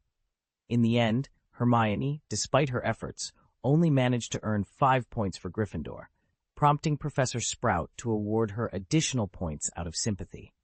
Later, when Blake visited Dumbledore's office, he arrived just in time to overhear Mr. Filch reporting a peculiar incident to the headmaster. After Mrs. Dolores noticed Blake, she exclaimed excitedly. Dumbledore asked Blake to wait a moment before addressing Filch. "I'll look into this matter. You may go back now. Don't worry." After Filch and Mrs. Dolores left, Blake inquired about the situation. Dumbledore explained that someone had broken into Filch's office and stolen all the dangerous items collected over the years, suspecting the Weasley twins, though he doubted it was that simple. Blake, feeling somewhat guilty, yet confident he had left no trace, changed the subject. "I've finished reading all these books," he said, pulling out a high pile of books from his pocket. "So, I was hoping to ask you for a few more." Dumbledore looked at the pile in shock, amazed by Blake's voracious reading appetite. "Blake, it's only been 2 days since school started, and you've finished reading all these books?" Dumbledore's tone was one of disbelief, a natural reaction considering the short amount of time Blake had had with the books. It would have been a daunting task for anyone to go through so many volumes in such a brief period, let alone comprehend them fully. "But I'm telling the truth, Professor. I've had a good memory since I was young. Once I read something, I remember it," Blake insisted, his voice steady and confident. Dumbledore regarded Blake with a mix of surprise and skepticism. The idea of a student possessing a photographic memory to this extent was astonishing. "If you're certain, then I shall test you," Dumbledore decided, his curiosity piqued. He was hopeful yet cautious, understanding the implications if Blake's claim held true. It would signify an extraordinary level of talent. Selecting a book on potionology from the pile, Dumbledore opened it to a random page. "What's the formula for the invigorating potion?" he asked, watching Blake closely. Blake's response was immediate and precise, reciting the formula down to the last detail, including punctuation. Dumbledore listened in amazement. It was clear that Blake didn't just memorize the content, he had internalized it completely. Dumbledore's initial surprise turned into excitement as he verified Blake's knowledge against several other books, each time finding Blake's recollections to be accurate. "Blake, your talent is truly remarkable," Dumbledore finally said, setting aside the last book. "However, I urge you not to become complacent." He continued, "I will provide you with new books, but it's crucial that you fully understand and digest the knowledge you've acquired. Memorization alone is insufficient, especially in subjects like potionology and alchemy. Understanding the underlying principles is what brings knowledge to life." Blake nodded in understanding. "Professor, I assure you, I've not only memorized the information, but also comprehended it fully. That's why I came to you for new books. I'm ready for more." Dumbledore was taken aback by Blake's assertion. The boy's confidence and the evidence of his extraordinary memory made it hard to doubt his words. "You're serious?" Dumbledore asked, still trying to grasp the extent of Blake's abilities. You can test me further if you'd like, Blake offered, a confident smile on his face. After a few more tests, Dumbledore was left in awe.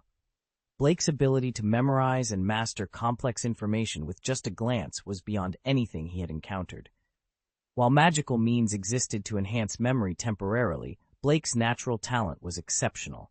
Ding! Extremely shocked emotions detected, a voice announced in Blake's mind, followed by, "Congratulations to the host for obtaining a diamond treasure chest." Blake's eyes sparkled with excitement as he looked at the newly acquired diamond treasure chest in his system space. His unique talent had not only impressed one of the most powerful wizards of the time, but also rewarded him in ways he had never imagined. Dumbledore gazed at Blake with a mixture of admiration and helplessness. "Given the pace at which you're learning, I fear I'll soon run out of new material to offer you." "But," Blake began, his eagerness palpable. Dumbledore interrupted with a twinkle in his eye. "Fortunately, I have an old friend who possesses an extensive collection of valuable books. For my sake, I believe he would be willing to lend us his treasures for a while." A wave of excitement washed over Blake's face. He had a hunch about the identity of Dumbledore's mysterious friend. Nico Lamore. The name alone evoked awe, a legendary alchemist who had defied the ravages of time, living for centuries. When it came to the sheer volume of books, who else but Lamore could rival such a collection? With access to these books, Blake was confident he could continue to elevate his mastery across various subjects. Shortly thereafter, Blake left Dumbledore's office, his pockets magically expanded to carry dozens of the headmaster's books. To the average student, this collection would represent a year's worth of reading. Yet, for Blake, they were barely enough to occupy him for a single night. Dumbledore had mentioned needing a few days to arrange a meeting with Nico Lamore, but Blake was too impatient to wait. Upon returning to his dormitory, he pulled out a magical notebook and scribbled a message. "I yearn for more knowledge, but I've already devoured Professor Dumbledore's entire collection." Within moments, a reply materialized on the page. What sort of collection could he possibly have? He penned all those books himself. "Send your owl to me, and I'll introduce you to the Grindelwald family's library." The response was laced with a hint of disdain for Dumbledore's collection, yet it sparked a flame of curiosity in Blake. The Grindelwald family was notorious, their name synonymous with dark chapters in wizarding history. Yet, the prospect of exploring their collection promised untold secrets and knowledge. With a sense of anticipation, Blake prepared to send his owl on a journey that would bridge the gap between him and the vast, unexplored archives of magical lore. Chapter 68: The Library in the Room of Requirement. In the Room of Requirement, Blake was meticulously trimming a poisonous tentacle plant, carefully placing the severed leaves into a bag. The leaves of this plant were highly valuable, fetching 10 gold coins each, a fact that underscored the absurd wealth hidden within Hogwarts' walls. Hogwarts, being one of the rare legal institutions allowed to cultivate such dangerous plants, benefited from the scarcity and consequent high value of these forbidden flora. Most wizards steered clear of the poisonous tentacles due to their danger and the strict regulations against their cultivation. Only someone as skilled as Blake, a formidable druid, could handle these plants without any protective measures, while others had to don protective gear to avoid their lethal bite.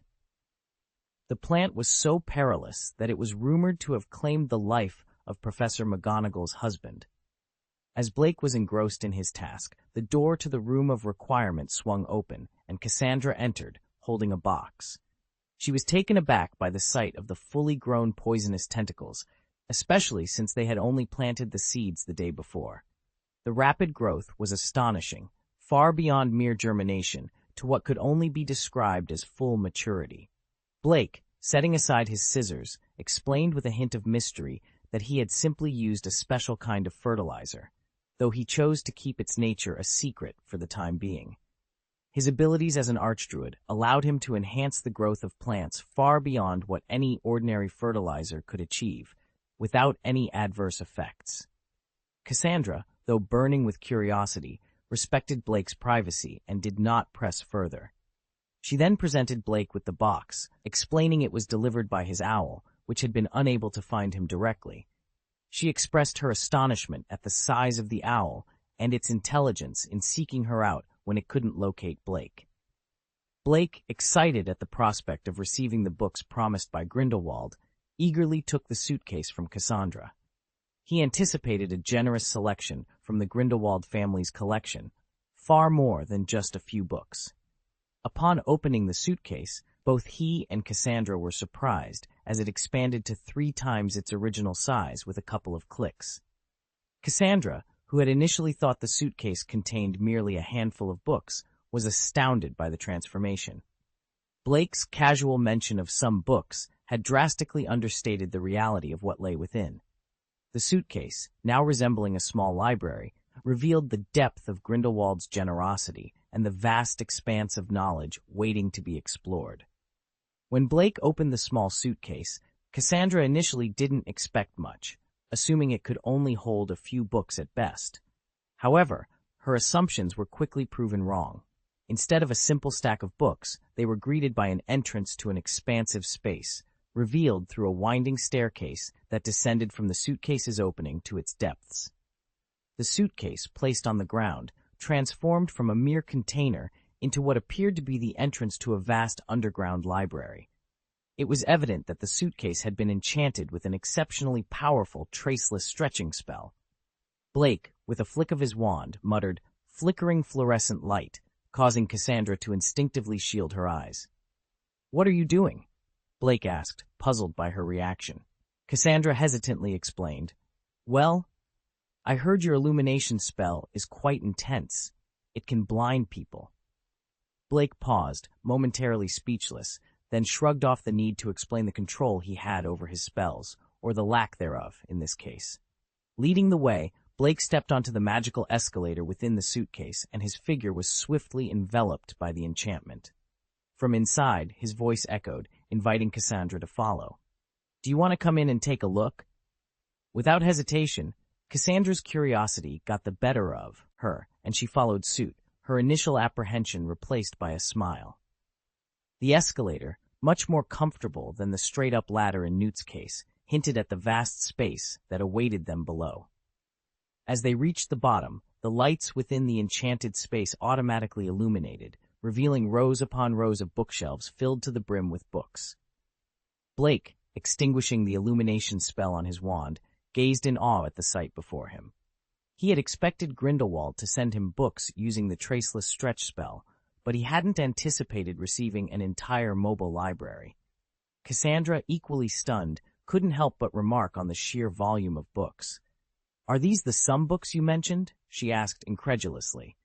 "This is more like a small library than sum books." Blake, accepting a silver treasure chest from Cassandra, explored the library further. Amidst the bookshelves, a desk and a comfortable armchair awaited, along with a note that read, "This is a small part of our family's library. There's more after you finish reading this. Note, not a single Dumbledore book."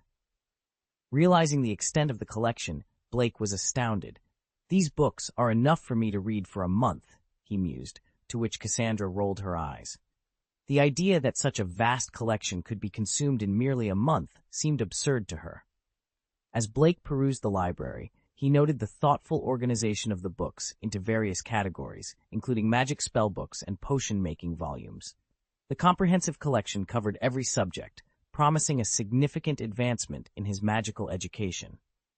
Cassandra, curious about the origin of such an extensive collection, couldn't help but ask, "So, where in the world did you get so many books?" Blake's response was nonchalant, as if the marvel of the library was just another aspect of his extraordinary world. Such a situation would certainly baffle anyone. "A very special friend," Blake explained, his voice tinged with secrecy. "He's asked me not to reveal his name to anyone. And please, could you keep this between us?" As Cassandra listened to Blake, she found herself nodding in understanding. Everyone had their secrets, after all.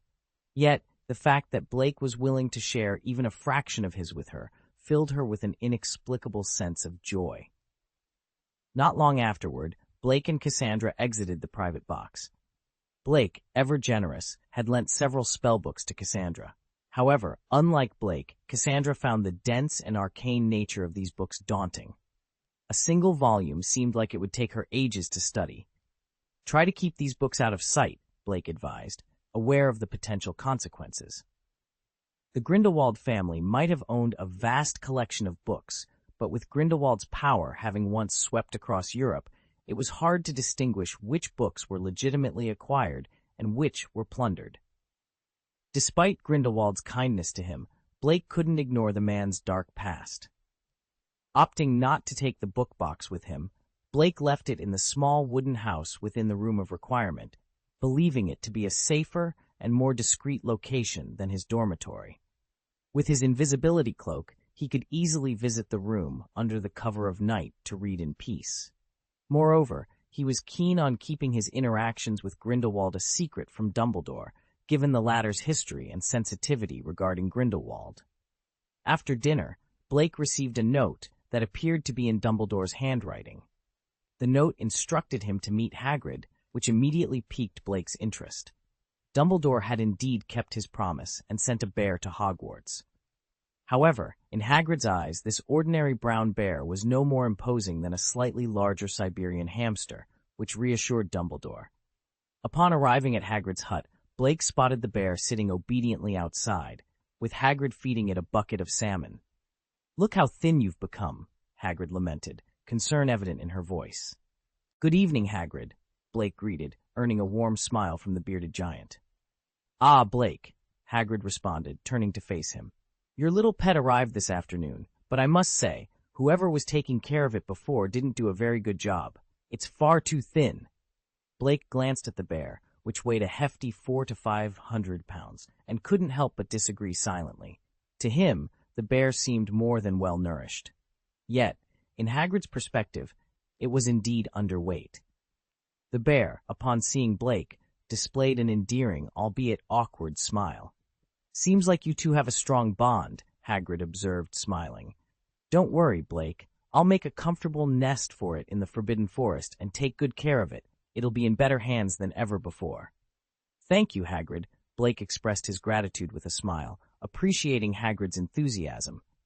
Hagrid's fondness for animals, especially the more formidable ones, resonated with Blake, who had dreamt of raising a dragon since he was young. Their shared passion for creatures, fierce and gentle alike, forged a strong connection between them. After sharing a pleasant cup of tea, Blake and Hagrid set out to prepare a nest for the bear at the edge of the Forbidden Forest, near Hagrid's hut. While Hagrid was preoccupied, Blake seized the opportunity to use his druidic magic to enhance the nest, ensuring the bear's comfort and safety in its new home. Inside Big Bear's body, Blake was relieved to discover that the magic was still intact. This meant that Big Bear wouldn't revert to being an ordinary bear due to the druid's magic strengthening. The experiment seemed very promising indeed. After spending some time with Hagrid, discussing their experiences with magical creatures over tea, Blake bid him farewell. However, instead of returning to his dormitory or the Room of Everything to read, Blake had other plans. He took out a map, its marked points igniting his curiosity. He knew he wouldn't be able to rest until he uncovered the secrets of those locations. With the details of the map etched into his memory, Blake prepared for his adventure. Unlike his previous attempts to explore with the Weasley twins, which often ended with them being ousted by Hagrid, Blake faced no such concerns this time. He didn't even need to enter the Forbidden Forest. In a deserted corridor of the castle, where no portraits hung on the walls to observe him, Blake activated the invisibility feature of his cloak. Then, utilizing his druidic skills, he transformed into an owl, capable of night vision. To his delight, he discovered that the cloak's invisibility function remained effective even in his owl form. With a sense of liberation, Blake flew out of the corridor window. The cool night air was invigorating as he soared away from the castle, its lights twinkling and becoming distant. Orienting himself, he headed towards the nearest marked point on the map. "I hope what I find there won't disappoint me," Blake thought, filled with anticipation as he glided through the night, eager to uncover the mysteries that awaited him. Chapter 69, The Fantastic Beasts Habitat Map, Quirrell's Mischief. Under the night sky, The Forbidden Forest was a dark, ominous mass, its atmosphere heavy with a gloomy aura. However, through Blake's eyes, the scene was crystal clear. Utilizing the Archdruid's skill, he had transformed into an owl, granting him the night vision characteristic of the species. This ability made the perilous Forbidden Forest feel almost like home to him. With his swift flight and invisibility, Blake navigated the skies above the forest without fear of danger, soon reaching the vicinity of the first marked point on his map. The Forbidden Forest was dense, making it challenging to discern the ground from the sky. Realizing he needed a closer look, Blake descended, landing on a large tree branch before seamlessly transitioning into a snake form. After ensuring the tree harbored no threats, he slithered down to the forest floor, where he then morphed into an agile leopard cat. Thanks to the invisibility afforded by his cloak, Blake felt secure. Even if a dark creature did manage to detect him and attack, it was unlikely to penetrate the cloak's defenses. Thus, his expedition into the Forbidden Forest was less an adventure and more a leisurely stroll. Blake chose to land a short distance from the marked point, preferring to approach cautiously and observe any potential dangers from the periphery rather than blundering directly into them. As a leopard cat, he moved swiftly through the forest, drawing ever closer to his destination. Suddenly, he halted, noticing a flicker of fluorescence ahead. In the pitch-dark forest, any source of light was unusual. Stealthily, Blake approached, discovering the light's source behind a large tree, a unicorn, its magnificent white fur reflecting the moonlight in a soft glow.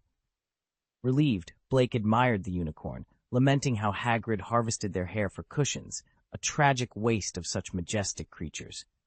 After a moment, he continued towards the marked point, only to find more fluorescent lights. Standing at the designated spot, Blake realized it was a habitat for unicorns, with dozens of the rare creatures, including golden-haired foals, resting there. Perched on a branch in his leopard cat form, Blake pondered. The marked spots on his map corresponded to the habitats of magical creatures within the Forbidden Forest. However, he questioned the map's usefulness, considering magical creatures could migrate, potentially rendering the map obsolete. Why, then, had the mapmaker gone to such lengths to document these habitats? After some thought, Blake decided to investigate the next marked point, hoping to uncover more about the map's purpose and the mysterious mapmaker's intentions. Blake's curiosity had been thoroughly ignited. The fatigue that had been nagging at him dissipated as he climbed to the top of a tree, transforming into an owl with silent grace. With swift wings, he made his way toward the nearest marked spot on the mysterious map he had discovered. His speed was remarkable, and it wasn't long before he arrived at his destination.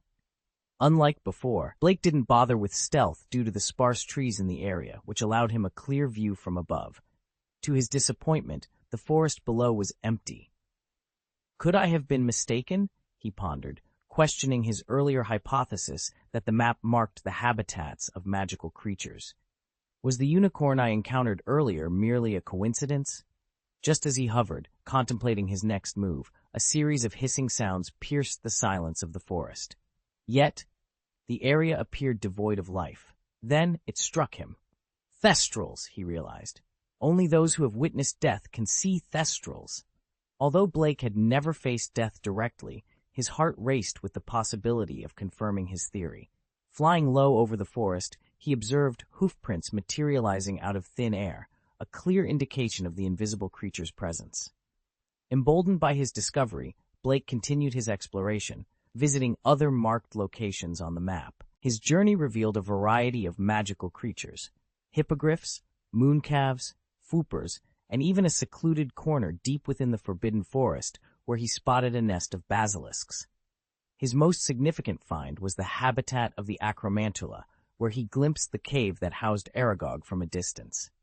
This discovery led Blake to surmise that the map was of recent origin, considering Aragog's introduction to the Forbidden Forest occurred only 50 years prior, during Hagrid's time at Hogwarts.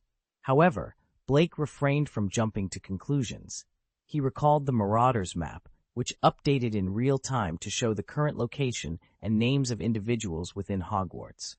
If this map possessed a similar enchantment, it would explain the mapmaker's confidence despite the potential migration of these magical creatures. The map could dynamically update to reflect the movements and new habitats of the creatures. With these thoughts in mind, Blake decided to return to the castle for a closer examination of the map. Transforming into an inconspicuous leopard cat, he navigated the corridors silently and made his way to the Hufflepuff common room. Ensuring the coast was clear, he reverted to his human form and entered the common room, where the late hour did not seem to deter the presence of his fellow Hufflepuffs. It was around midnight, and the common room was still lively, with several students milling about. Their lack of surprise at Blake's late return was attributed to the proximity of the school's kitchens to the Hufflepuff common room. Late-night snacks were a common indulgence, and Blake's appearance at this hour raised no eyebrows. A few upperclassmen even greeted him, their minds set on a nocturnal visit to the kitchens, a routine that had become a cherished part of Hufflepuff tradition. Blake slipped back into his dormitory unnoticed. Inside, his two roommates, Wayne and Roger, were still awake, engrossed in playing with Eyebrow. The trio had formed an unlikely friendship with the creature after an initial altercation, largely because Eyebrow, under Blake's firm instructions, had ceased its mischievous behavior and instead embraced a more amicable demeanor. Roger had even constructed a cozy nest for it. Opting not to interrupt their fun, Blake settled onto his bed and retrieved the map from his belongings. Having honed his skills in alchemy and magic, Blake revisited the map with a keen eye and discovered peculiarities he hadn't noticed before. A smile crept across his face as he wielded his wand, tapping the upper left corner of the map thrice. The map underwent a remarkable transformation. What was once a rudimentary sketch blossomed into a vivid, detailed landscape. Colors filled the spaces between lines, and the static markers representing magical creatures now outlined their forms in real time, moving ever so slightly. This dynamic feature indicated the creatures' current locations, even if they migrated, making the map an invaluable tool for Blake. The Forbidden Forest's vastness had previously made searching for specific magical creatures a daunting task, but with this enhanced map, Blake could navigate directly to their habitats to collect the magical materials he needed for various purposes, including upgrading his cloak, crafting alchemy items, and synthesizing equipment. Wayne and Roger, having tired themselves out, approached Blake with Sniff in tow. Sensing their arrival, Blake discreetly tapped his wand against the map, reverting it to its simpler form. "How's Dabao been today? Any trouble?" Blake inquired. "Not at all. Dabao's been great. We're all good friends now, aren't we?" they replied, to which Dabao responded with a series of squeaks, humorously insinuating its pivotal role in maintaining the harmony of their little group. Blake chuckled, rewarding Dabao with a gold coin, which the creature examined skeptically before happily pocketing it. In the days that followed, Blake's routine remained largely unchanged. He skipped classes, opting instead to spend his time in a magical room tea hat catered to his every need, where he tended to magical plants and delved into the books he had stored there. He also continued to explore the capabilities of the enchanted map and began planning a venture into the Forbidden Forest to gather materials from the magical creatures he could now easily locate. Additionally, Blake set his sights on creating a new map of the Resurrection Point, inspired by the Marauders map in the possession of the Weasley twins. Confident in his abilities, he saw no reason he couldn't replicate their success. However, an unexpected change in the school's atmosphere caught Blake's attention. Professor Quirrell, who had previously exhibited a somewhat lackluster approach to teaching defense against the dark arts, had undergone a noticeable transformation. Suddenly, he was engaging students with a vigor that was entirely new. This shift in demeanor piqued Blake's curiosity, especially since the change seemed isolated to Quirrell's classes alone. In the Defense Against the Dark Arts class, everything had changed dramatically. The instructor was no longer the Quirrell that everyone was accustomed to. It was as if Voldemort himself had taken over, teaching the class directly. Blake was acutely aware of this transformation. He understood that this was precisely what Tom Riddle, also known as Voldemort, had intended, and it seemed that Blake was his primary target. However, what baffled Blake the most was the absence of any hostility from Voldemort. This was a stark contrast to their last encounter when Voldemort had attempted to incinerate him. Yet, here he was, teaching defense against the dark arts without causing Blake any harm. Blake was at a loss, unable to decipher Voldemort's motives. With no other options, Blake decided to seek advice from Dumbledore, knowing that the headmaster was already aware of the peculiar situation with Quirrell. Dumbledore also had knowledge of Blake's awareness of the issue. Upon reaching Dumbledore's office and sharing his observations about Quirrell's sudden and drastic change in teaching style, Dumbledore expressed his concern. "I've heard about this as well," Dumbledore said, his brow furrowed in thought. Quirrell's approach to teaching has indeed undergone a significant transformation. Blake, feeling uncertain, shared his intuition with Dumbledore. "I sensed a powerful aura emanating from Quirrell, akin to the aura I feel in your presence. I'm not sure how proficient Quirrell was before, but it's hard to believe he could match your strength," Blake explained. Dumbledore nodded, showing trust in Blake's instincts. "It seems he has set his sights on you, Blake. Perhaps your use of the illumination spell previously revealed something to Tom." Dumbledore speculated. Concerned, Blake asked, "Then what should I do?" "Continue as you have been, Blake. I've already arranged for someone trustworthy to keep a close watch on him," Dumbledore reassured him. "Professor Snape?" Blake guessed, somewhat surprised. Dumbledore looked at Blake with a mixture of astonishment and amusement. "How did you know?" "He was glaring at Quirrell's scarf during dinner," Blake replied, a hint of frustration in his voice. Dumbledore was momentarily at a loss for words, reflecting on the complexity of the situation and the astuteness of his students. Chapter 70, The Magical Creatures and Plants Attribute Panel, launching the second-generation training program. In the tranquil evening, at the outskirts of the Forbidden Forest, within the cave that Big Bear called home, Blake extended his right hand, pressing it gently against Big Bear's back. A soft green glow of druid magic flowed from his palm, seeping into the bear's body, fortifying it from within. Big Bear lay there, completely at ease, reveling in the sensation of Blake's magical massage. After some time, Blake withdrew his hand, concluding today's enhancement session. He had reached the limit of magic that Big Bear could absorb for the day, a familiar threshold. Big Bear got up, visibly exhilarated, and communicated its delight to Blake with a series of joyful roars.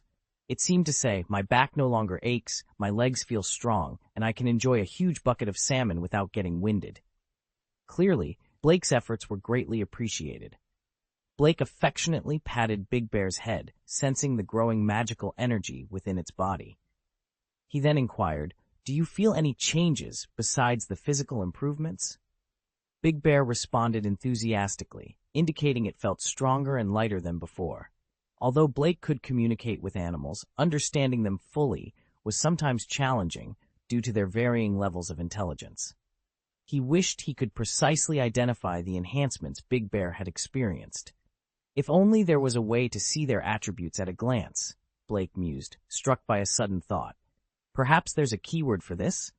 Recalling his experiences with the system, Blake tentatively voiced his thought. System, pet attribute panel?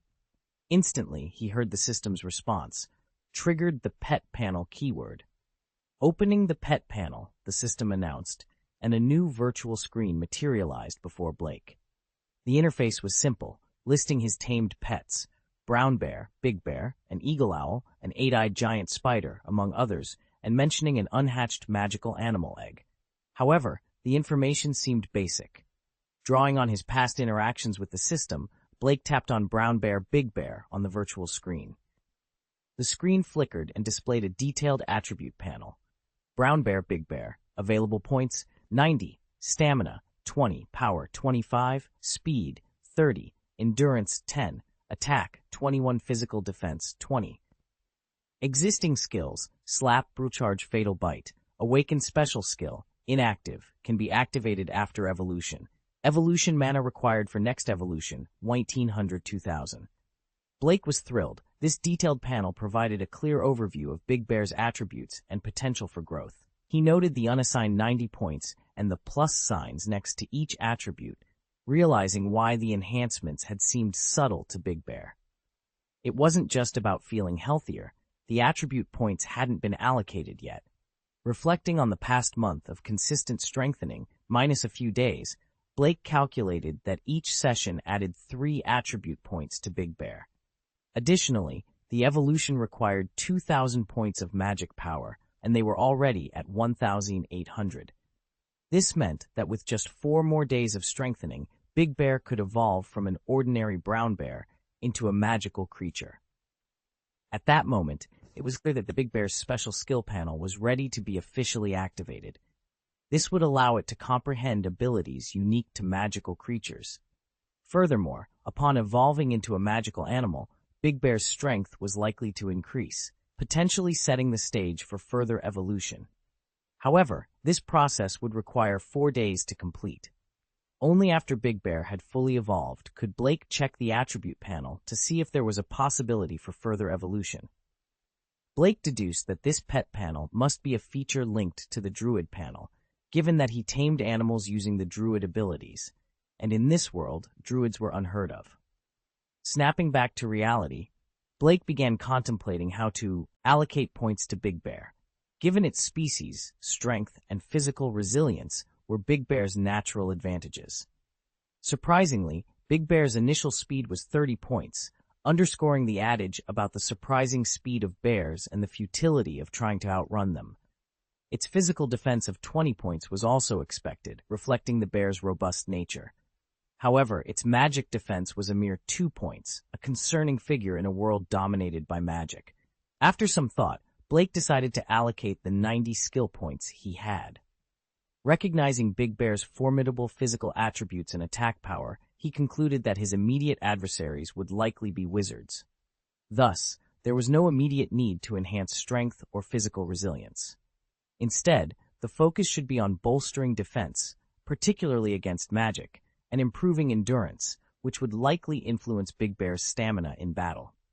Consequently, Blake allocated 10 points to endurance, enhancing Big Bear's combat stamina, and directed the remaining 80 points to magic defense. Given that wizards primarily rely on spells for offense, enhancing magic defense was crucial.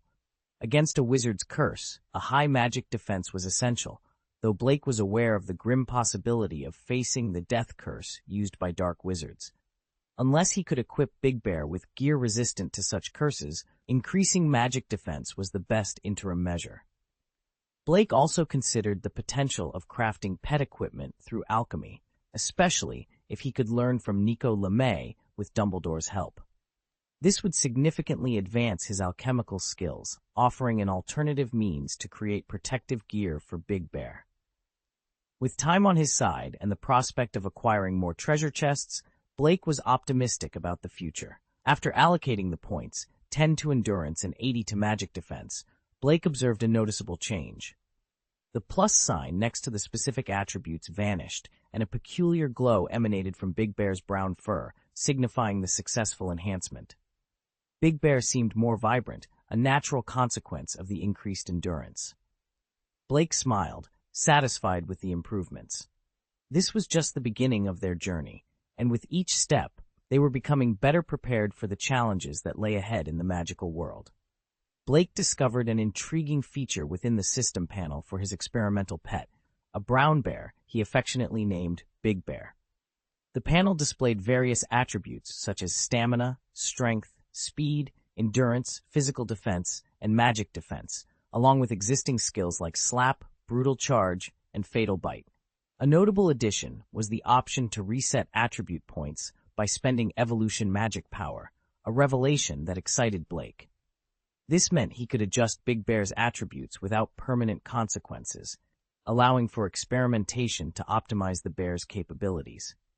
Feeling a sense of responsibility towards Big Bear, Blake decided to treat him with his favorite salmon and 2 large jars of honey. He expressed his gratitude to Big Bear for participating in his experiments, even asking if the bear regretted its involvement. Big Bear's naive response, coupled with a request for a mate, brought a mix of emotions to Blake. After ensuring the well-being of Big Bear, Blake turned his attention to another experimental subject, an 8-eyed giant spider from the Forbidden Forest. Strengthening it and observing the changes in its attribute panel confirmed Blake's hypotheses about the potential for magical animals to evolve. However, The spider's evolution required a significantly higher amount of evolution mana compared to Big Bear, highlighting the differences in potential between ordinary and magical animals. Blake's curiosity then led him to explore the possibility of plants having attribute panels, similar to animals. To his delight, he discovered that plants indeed had their own panels, albeit without special skills. This revelation opened up new avenues for experimentati, starting with a poisonous tentacle plant. By examining its attributes, Blake began to understand the potential for enhancing plants through the same methods applied to his animal subjects.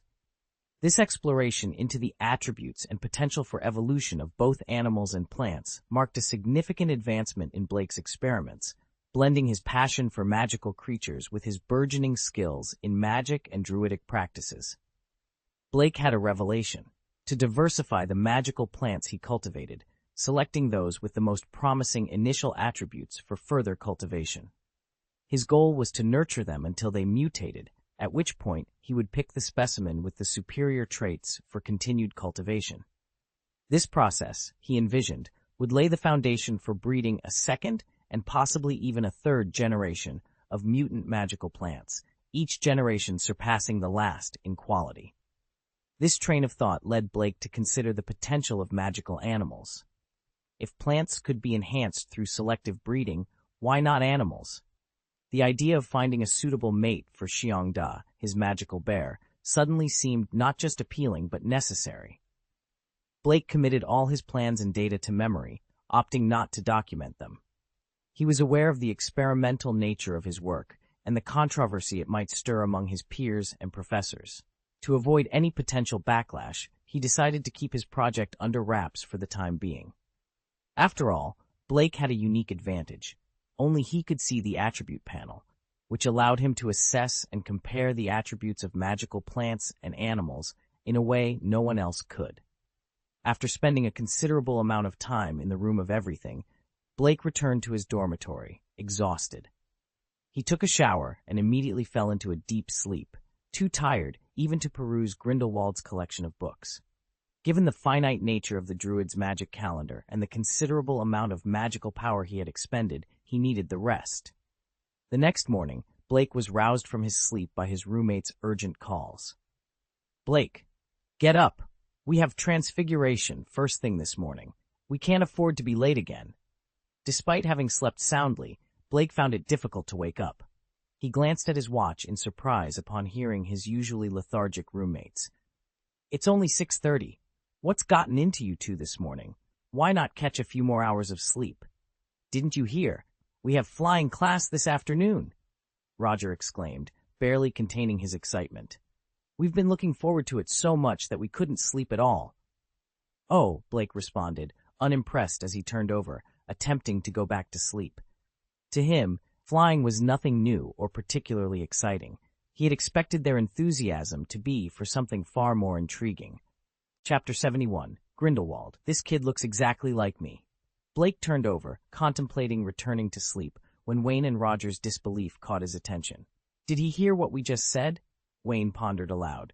"It's possible," Roger agreed, excitement in his voice. "Yes, this is about the flying lesson. We're actually going to fly." Roger, eager to ensure Blake didn't miss out on this thrilling news, leaned close and exclaimed loudly.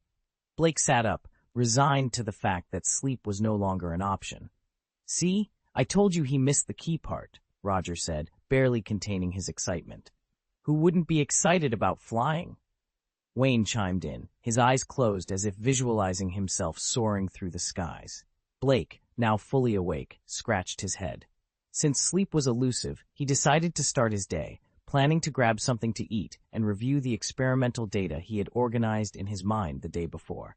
Debao, his pet, seemed annoyed by the commotion and covered its head with a small quilt, seeking solace in silence. After getting dressed, Blake inquired, "How did you find out about the flying lesson this afternoon?" Wayne looked at him, puzzled. "Didn't you see the announcement on the school bulletin board? We have a flying lesson with Ravenclaw later." "Blake, have you ever flown before?" Roger asked, his curiosity piqued. Blake nodded, responding nonchalantly, "Yes, just a few days ago. I transformed into an owl and flew deep into the Forbidden Forest. I saw unicorns, giant spiders, and even snake birds. Roger and Wayne stared at Blake, convinced he was either joking or still half asleep. How can a person turn into a cat or an eagle? Roger questioned, skepticism evident in his voice. Are you sure you're not confusing it with a dream? Wayne added. Blake chuckled, leaving them to ponder whether he was serious or merely jesting. Take it as a joke, if you will, he said, amused by their reaction. Roger and Wayne then began sharing their own childhood stories of flying adventures, each tale more exaggerated than the last. Blake listened, amused by the familiar bravado, recognizing his own tendency to boast among friends. After ensuring Dabao had enough food for the day, Blake left the dormitory, leaving Roger and Wayne to their tales of daring flights. Dabao, now more obedient and less troublesome, was content to spend the day lounging in the dormitory, charming the older students into feeding it. Blake headed to the dining hall for breakfast, planning to visit the Room of Everything afterward to check on his magical plants. The dining hall was bustling with first-year students, all eagerly discussing the upcoming flying lesson. Amidst the excitement and nervous chatter, Blake noticed Hermione, deeply engrossed in a book titled The Amazing Quidditch Ball. Her anxiety about flying palpable. After greeting Hermione, Blake made his way to the Hufflepuff table, ready to start his day with a hearty breakfast and looking forward to the adventures that lay ahead. Immersed in the peculiarities of the strange book of Quidditch, she was oblivious to the calls from her peers at the Hufflepuff table. Meanwhile, Cedric, with a year's experience as Hufflepuff's seeker, was passionately sharing his broom-flying techniques with the younger students. His detailed explanations captivated Blake, who, despite understanding the theory, doubted his body's ability to replicate the skills. Blake had no aspirations to dazzle anyone in the upcoming flying lesson, recognizing the importance of acknowledging one's limitations. Although he had experienced flight in bird form, broom flying was an entirely different challenge. For Blake, stability and safety were paramount, which is why he paid close attention to Cedric's advice. The tranquility of the morning was disrupted by a commotion at the Gryffindor table, instigated by Malfoy. Having previously clashed with Blake, Malfoy now seemed to have identified his true adversary. His taunts towards Harry, who was visibly infuriated and on the verge of confrontation, were only halted by the intervention of his friends. Malfoy's provocations continued as he flaunted the sweets sent by his family, much to Harry's chagrin. The situation escalated when Neville received a memory ball from his grandmother, a device designed to remind the user of forgotten tasks by turning red. Neville's confusion over the ball's activation was quickly overshadowed by Malfoy's antagonism, leading to a standoff between the two houses. Blake, observing from the Hufflepuff table, chose not to intervene, sensing the deep-seated animosity between Harry and Malfoy. Just as the confrontation seemed inevitable, Professor McGonagall intervened, restoring order and cautioning the Gryffindors against rash actions. She then approached Blake with a message from Professor Dumbledore, a black book, its cover crafted from black dragon skin, signifying its value and historical significance. The book, a test from Dumbledore's old friend, promised access to a vast library upon successful completion. Intrigued by the challenge, Blake eagerly began to explore its contents, recognizing the opportunity it presented. A deadline? In other words, there was no time limit. This detail underscored the book owner's confidence. You can read it for as long as you want. If you can't understand it, then don't even think about accessing my library. Upon opening the book, Blake's eyes sparkled with excitement. It contained the knowledge of alchemy, a testament to the legendary alchemist Nicole LeMay's confidence. How can I possibly let you down? Blake mused, thrilled by the challenge. He knew that comprehending the book would symbolize a connection with Nicole Lamour, granting him unlimited access to his library, a prospect that excited him immensely. Carefully, Blake stored the book in his cloak's pocket, sensing its potential to significantly enhance his alchemy skills. Nicole's confidence in the book's value was evident, and Blake was determined not to disappoint. Blake then proceeded to the Everything Will Be Granted room, where he was surprised to find himself in a protective suit. Inside, Cassandra was busy tending to the poison tentacles and the devil's web. Unlike others, Blake, being a powerful druid, was naturally immune to attacks from these plants. However, for anyone else to approach these dangerous plants without protective gear was folly, unless they were an exceptionally skilled herbalist or potion master. "Why have you planted so many? A few would have been sufficient," Blake inquired, observing Cassandra's struggle with the poisonous tentacles. The protective suit, a rare item procured through Grindelwald's unconventional channels, was enchanted to deflect the plant's attacks automatically. Grindelwald had been supportive of Blake's desire to cultivate dangerous magical plants at Hogwarts, a move Dumbledore would never approve of. Emphasizing the importance of having one's own convictions, Grindelwald had promptly provided Blake with 2 sets of these valuable protective suits, intended for Cassandra and Hermione, Blake's assistants. "I'm conducting experiments," Blake explained, approaching the now calm tentacles.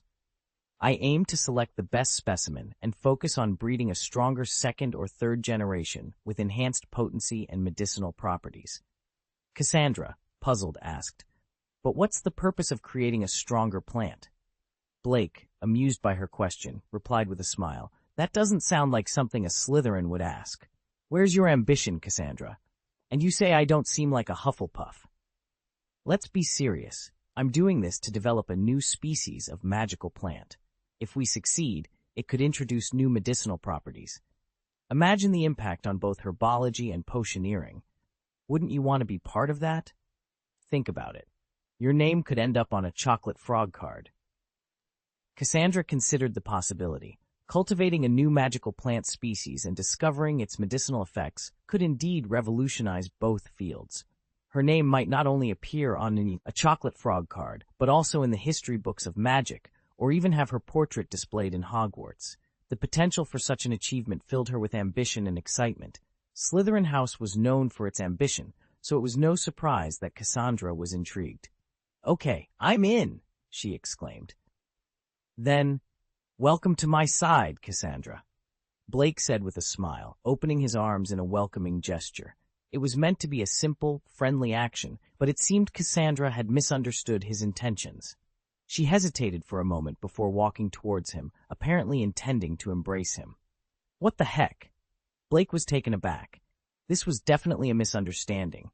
Yet, he pondered, if he were to reject her now, she might end up being upset for a long time. He decided to let it go, rationalizing that it was just a normal hug between friends. Unbeknownst to Blake, this moment was being captured by Beck, the house elf who had entered to tidy up. Beck recorded everything he witnessed and reported it to Grindelwald through a communication notebook. Grindelwald, upon receiving the report, couldn't help but laugh heartily. "Not bad. Very good," he exclaimed. "This is an excellent way to persuade people to join your cause. It reminds me of my own methods back in the day," he boasted, as if speaking to Dumbledore. "I told you, this child is clearly more like me. Just keep up the good work, my boy." After all, one cannot achieve greatness without a strong support system. He continued, his tone laced with approval. "You have an eye for talent. I've heard that the Worley family is a prominent pure-blood family. Starting with the youngest genius in their lineage is a wise move." Grindelwald's laughter echoed, filled with a sense of triumph and anticipation for what was to come. Chapter 72. Blake, if only I had known broomsticks would blow up. At 1:30 p.m., less than an hour after lunch, Blake followed his fellow Hufflepuff students to the grassy area outside the castle, ready for their flying lessons. The afternoon was packed with 4 consecutive sessions, starting with Hufflepuff and Ravenclaw, followed by Gryffindor and Slytherin at 3:30 p.m. It was going to be a long day for the flying instructor, Miss Hooch, whose proximity to the Quidditch field made her no stranger to fatigue. As Blake approached the designated area, he noticed the brooms laid out on the grass, each spaced perfectly for individual use. Despite their worn and outdated appearance, they were deemed suitable for beginners. The students from Hufflepuff and Ravenclaw had just gathered when Miss Hooch made her entrance. With her short gray hair and striking yellow eyes, reminiscent of an eagle's gaze, she commanded attention. "Come on, children, hurry up and move. Everyone, stand next to a flying broom. Hurry up, she instructed. Blake nonchalantly positioned himself beside one of the brooms. Given their dilapidated state, he figured one was as good as another. "Stretch out your right hand and place it above the broom handle," Miss Hooch continued, pacing among the students. "Then say, 'Up!'" As she approached Blake, he reached out to the broom. Before he could utter the command, the broom shot into the air with a whoosh, catching him off guard. The sudden movement caused the broom to smack his palm, eliciting a slight wince of pain from Blake. Up?" he finally managed to say, albeit belatedly, while exchanging an awkward glance with Miss Hooch, who was now staring at him intently. Blake thought to himself, "Don't look at me like that. I'm as baffled as you are." The broom acted on its own before I could even speak. Suddenly, a series of notifications chimed in his mind. Ding! Detected the emotion of surprise. Ding! Congratulations to the host for obtaining a gold treasure chest. Blake was pleasantly surprised by his luck. Typically, such a level of emotional fluctuation would merit only a silver treasure chest. He hadn't anticipated receiving a gold treasure chest, which he suspected was triggered by Miss Hooch's reaction. Speculating that it might contain a flying skill, he eagerly opened the chest. Ding! Opening the golden treasure chest. Ding! Congratulations to the host for obtaining top-grade flying talent, tool type. Ding! It has been detected that the host already possesses the best flight talent, tool type. Ding! Changing the reward to 1,000 flying mastery, tool type experience points.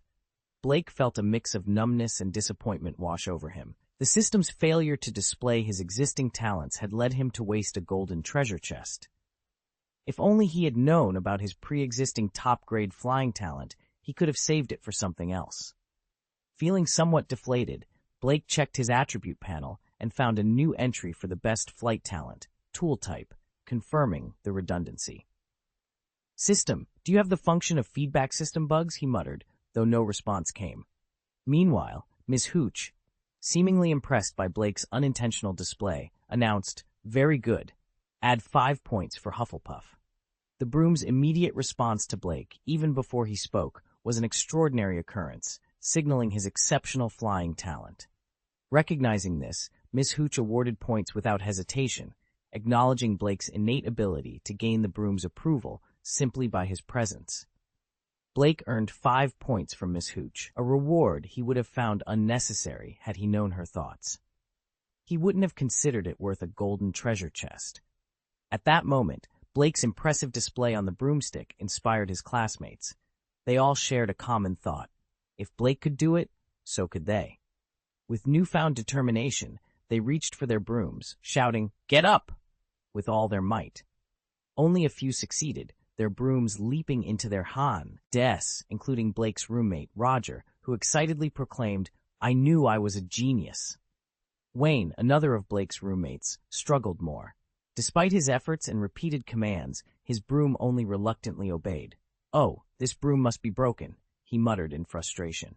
Soon, everyone had their brooms in hand, ready for the next lesson. Miss Hooch began demonstrating how to mount the brooms without falling and corrected each student's grip. Once satisfied, she prepared them for takeoff. "When I blow the whistle, kick off the ground hard," she instructed. Blake, listening from a distance, nodded in understanding. "Got it! Kick hard!" "Okay, hold your brooms firmly. We'll start by lifting a few feet off the ground," Miss Hooch continued, "then lean forward slightly to descend back to the ground. Listen for my whistle."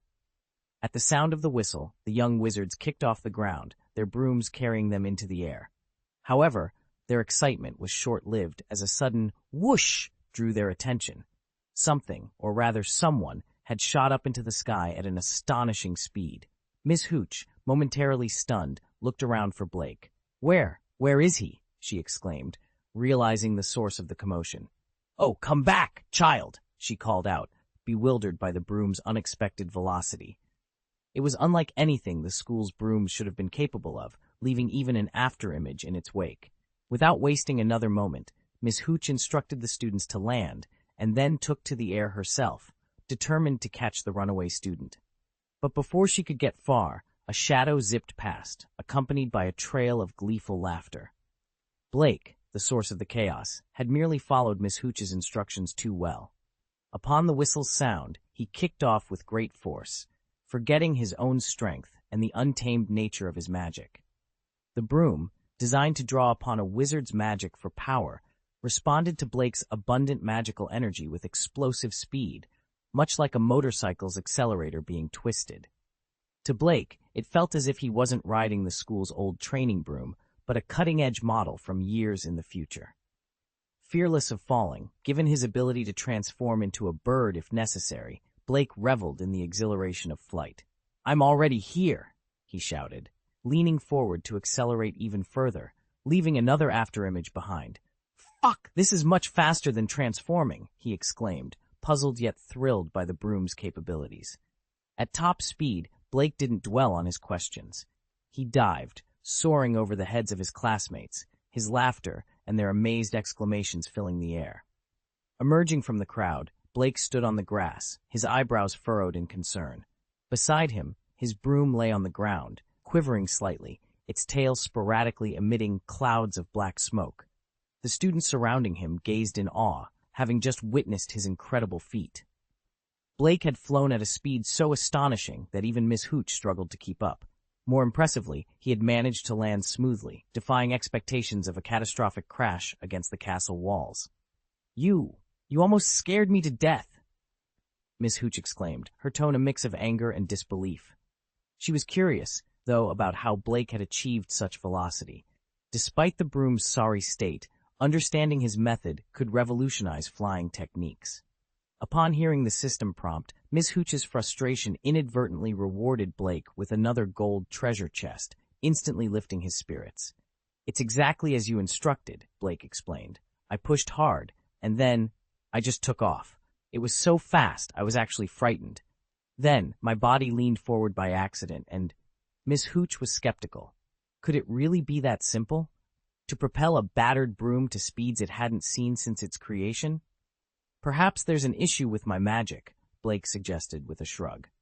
"When I was at Ollivander's wand shop, my magic was so volatile that I destroyed several wands. Mr. Ollivander had to craft a metal wand specifically for me." As Blake revealed his unusual metal wand, Miss Hooch's surprise was evident. This revelation lent credence to his story. "All right, you should wait in Professor Sprout's office for now," she decided. "Your case is unique, and we need to determine if you can safely continue using a flying broom." With a mix of admiration and curiosity from his peers, Blake made his way to Professor Sprout's office, feeling a bit helpless. Although the incident had earned him numerous treasure chests, it was entirely unintentional. Unfamiliar with flying brooms, he hadn't realized they operated similarly to wands, yet were more durable, converting his potent magic into unprecedented speed. Upon reaching Professor Sprout's office, Blake knocked and was greeted by her gentle invitation to enter. Inside, Professor Sprout was tending to a peculiar orchid, her demeanor kind and welcoming. "Ah, Blake, what brings you here? Weren't you supposed to be in flying lessons this afternoon?" she inquired, puzzled. Blake explained the situation, and to further illustrate his point, he showed her his metal wand. Professor Sprout listened intently, her expression understanding. "It's not your fault, child," she reassured him. "Professor Dumbledore mentioned your unique situation when you purchased your wand. Your magic is intense, but it's clear you didn't mean any harm." "Thank you, Professor Sprout, for your trust and understanding," Blake responded, grateful yet concerned about his future with flying brooms. "That's not necessarily the end of it," Professor Sprout said with a smile. "Professor Dumbledore believed that with proper control, you could use a standard wand. Similarly, if you were aware of the broom's similarity to a wand, wouldn't you be more cautious with your magic?" Blake nodded in agreement. Indeed, if he had known, he might have approached flying with more caution, potentially avoiding the incident altogether. This conversation opened a path to understanding and controlling his unique magical abilities, offering hope that he might one day fly again. If Blake had known that the flying broom could also explode, he would have never taken Madame Hooch's words at face value and given it a forceful kick. Moreover, he was confident in his ability to control his magic without causing harm to the broom. "Don't worry," Professor Sprout reassured him as he returned to his desk. Picking up a quill, he appeared to be drafting something. "You just need to learn to control your magic better." And with a quality broom, he trailed off, then added, You won't have to worry about not having a broom in the future. Handing a piece of parchment to Blake, Professor Sprout continued, "It seems you have no choice but to join our school's Quidditch team." Blake was taken aback. Riding a flying broom was not a necessity for him. It was more about seizing the moment and getting into character. He hadn't anticipated Professor Sprout's misunderstanding. Nevertheless, Professor Sprout had formed a favorable opinion of Blake, especially after perceiving Blake's apparent dismay at the thought of being barred from flying. This led him to propose what he considered a suitable solution. Considering Blake's flying skills, which allowed him to navigate to Professor Sprout's office at high speed without a scratch, it was hard to argue against his natural talent. With a flourish of his quill, Professor Sprout made a decision that would mark Blake as the youngest Quidditch player in Hogwarts in centuries, even surpassing Harry Potter by a few hours. This unexpected turn of events was a testament to Blake's potential, not just in controlling his magic, but also in his unforeseen aptitude for Quidditch. Professor Sprout's encouragement and the opportunity to join the Quidditch team opened a new chapter in Blake's magical education, one filled with the promise of adventure and the challenge of mastering his abilities. Chapter 73, A Quiet Request to Play Quidditch. Although you must exercise restraint, Professor Sprout advised, an ordinary broom can suffice. However, I still wish for you to experience the joy of flying freely. The brooms currently available on the market simply won't meet this requirement. Therefore, you must present this application I've prepared to Professor Dumbledore. And as you're aware, Professor Dumbledore is not only the headmaster, but also a master of alchemy. He will be able to procure a broom that's perfectly suited for you. Holding the application Professor Sprout had written, Blake felt a mix of excitement and skepticism. Are you certain Professor Dumbledore will agree to this? Don't worry, he will definitely agree, she reassured him. Exiting Professor Sprout's office, Blake clutched the application tightly as he made his way toward the headmaster's office. Logically, first-year students were prohibited from participating in Quidditch matches, let alone handling a broom. Thus, official permission was necessary. Blake wasn't inherently opposed to joining the Quidditch team.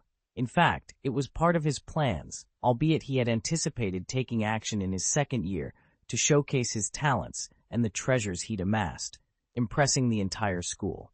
However, circumstances had expedited his plans, and Blake was not one to shy away from an opportunity. Moreover, his recent high-speed flight had significantly boosted his flying skill experience, bringing him tantalizingly close to achieving beginner proficiency. This was remarkable, considering it was his first flight. If he could secure his own broom and practice freely, advancing his flying skills would be a breeze, far easier than mastering a complex subject like alchemy. Soon, Blake arrived at the entrance to Dumbledore's office, guarded by the dripping stone beast. "Password," the beast demanded in a muffled voice. "ZZB Candy," Blake attempted, only to be met with rejection. "Changed your taste so quickly, have you?" Then, "Snow Lemon?" He tried again, with no success. However, the Guardian revealed, "Wrong password, but Dumbledore instructed me to let you in." The Guardian Stone Beast served not only as a protector of the headmaster's office, but also as a gatekeeper to deter unwanted visitors. Blake, evidently, was not considered an unwelcome guest. Upon entering the office, Blake encountered a figure exiting, one with a distinctive aquiline nose and greasy hair, Snape. Blake had not yet attended potions class, making this their first close encounter. "So, you're the one who informed Professor Dumbledore. I don't even eat. They're all watching Quirrell?" Blake looked at Dumbledore, surprised and slightly betrayed. Snape, interpreting Blake's expression, swiftly exited the office with a swish of his long black robe. "Professor, you," Blake stammered. Dumbledore sighed. "I didn't reveal it. He deduced it on his own. I merely cautioned him to be vigilant, since even the students had noticed his preoccupation with Quirrell. He guessed the rest. After all, you're the only student who frequently visits me." Blake was taken aback. It seemed Snape might harbor some resentment towards him. Considering the upcoming potions class on Friday afternoon, Blake braced himself for what might be an inevitable confrontation with Snape. Blake found himself in a precarious situation, after inadvertently offending Professor Dumbledore, who was affectionately known as the Old Bat by some. Despite this, Blake was curious about what the day held for him. "So, what did you do today?" Dumbledore inquired, his tone light and expectant. "Professor, you can actually expect something good from me," Blake replied with a hint of mischief. He then presented Professor Sprout's application form to Dumbledore, who was standing beside the table, casually munching on a wriggling cockroach candy. Despite knowing it was just candy, Blake couldn't help but feel repulsed, half expecting some real cockroaches to be mixed in. Dumbledore, after a moment of reflection, admitted his oversight. "Ah, it's my fault for neglecting this. You've managed to blow up a wand, so avoiding a broom incident should be within your capabilities. But worry not, I can assist you with this," he said, revealing his expertise in alchemy and his understanding of Blake's unique situation. Blake was taken aback by Dumbledore's immediate agreement to let him join the Quidditch team. "So, you agreed just like that?" "Of course, why not?" Dumbledore responded with a smile. First-year students are typically not allowed to have flying brooms or participate in Quidditch games for their safety. However, Professor Sprout has vouched for your flying skills, stating you can maintain direction and land smoothly even at high speeds. "I believe you possess the necessary skills to protect yourself, so I agree to let you join. I'll procure a suitable broom for you, relying on my connections and alchemy skills." Dazed, Blake found himself being gently ushered out of the principal's office by Dumbledore, who also reminded him to complete Nico Lemoore's test as soon as possible. Blake had anticipated needing to explain his actions to Dumbledore, perhaps even hoping for a reward, but Dumbledore's calm acceptance of the situation left him slightly disappointed. "This system is indeed buggy," Blake muttered to himself as he left, reflecting on the unexpected turn of events. With an unexpectedly free afternoon ahead of him, Blake decided to visit the Room of All Requests to tend to his magical plants. He had planted all the seeds given to him by Cassandra and spent considerable time each day strengthening them. Afterward, he replenished his strength and magic with food and delved into the manuscript sent by Nico Lemoore. The manuscript was a treasure trove of alchemical knowledge, challenging yet rewarding. Blake noticed that with each paragraph he fully understood, his alchemy experience increased slightly. If he had an experience indicator, it would constantly be ticking up as he absorbed the information. Despite the manuscript's difficulty, Blake was confident it wouldn't stump him for long. His growing expertise in alchemy accelerated his learning pace, promising rapid progress. Even after completing Nico Lemoore's test, Blake felt he had gained immensely from just the manuscript alone, significantly enhancing his alchemy skills. However, his deep dive into the manuscript was soon interrupted as he found himself drawn back into the book box, indicating another adventure or challenge was about to begin, spurred by the knowledge contained within Nico Lemoore's manuscript. Blake was delving into a segment of ancient Nihon knowledge, a discipline he had yet to master. Given the breadth of subjects encompassed by alchemy, and considering others had centuries of research under their belts, it was understandable that Blake, despite his exceptional talent, was still in the nascent stages of his alchemical studies, having been exposed to it for barely a month. He realized that catching up would require at least a few months of dedicated effort. The current captain of the Hufflepuff Quidditch team was Marcus Vincent, a seventh-year student. One evening, Blake approached him at the Quidditch stadium, where Marcus, broom over shoulder, was scrutinizing a letter of introduction with a skeptical eye. The letter, bearing the signatures of Professor Sprout and Professor Dumbledore, seemed authentic, yet Marcus found it hard to believe what it claimed. It introduced Blake, a mere first-year student, as a new team member capable of flying at speeds exceeding 60 miles per hour. Marcus was incredulous, knowing full well the limitations of the school's aging broom fleet, which he doubted could even reach 30 miles per hour under optimal conditions.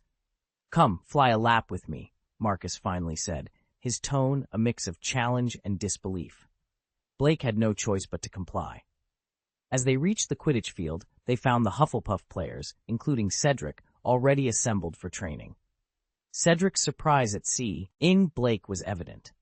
Marcus explained Blake's presence, noting he had been specially approved to join the team, a statement that elicited shock and curiosity from the others. Marcus, after some rummaging, selected a broom that appeared slightly newer than the standard training models and handed it to Blake, instructing him to demonstrate his flying skills. Blake hesitated, prompting Marcus to taunt him, suggesting he was afraid to embarrass himself. Blake clarified his concern was not about embarrassment, but about potentially damaging the broom with his strength.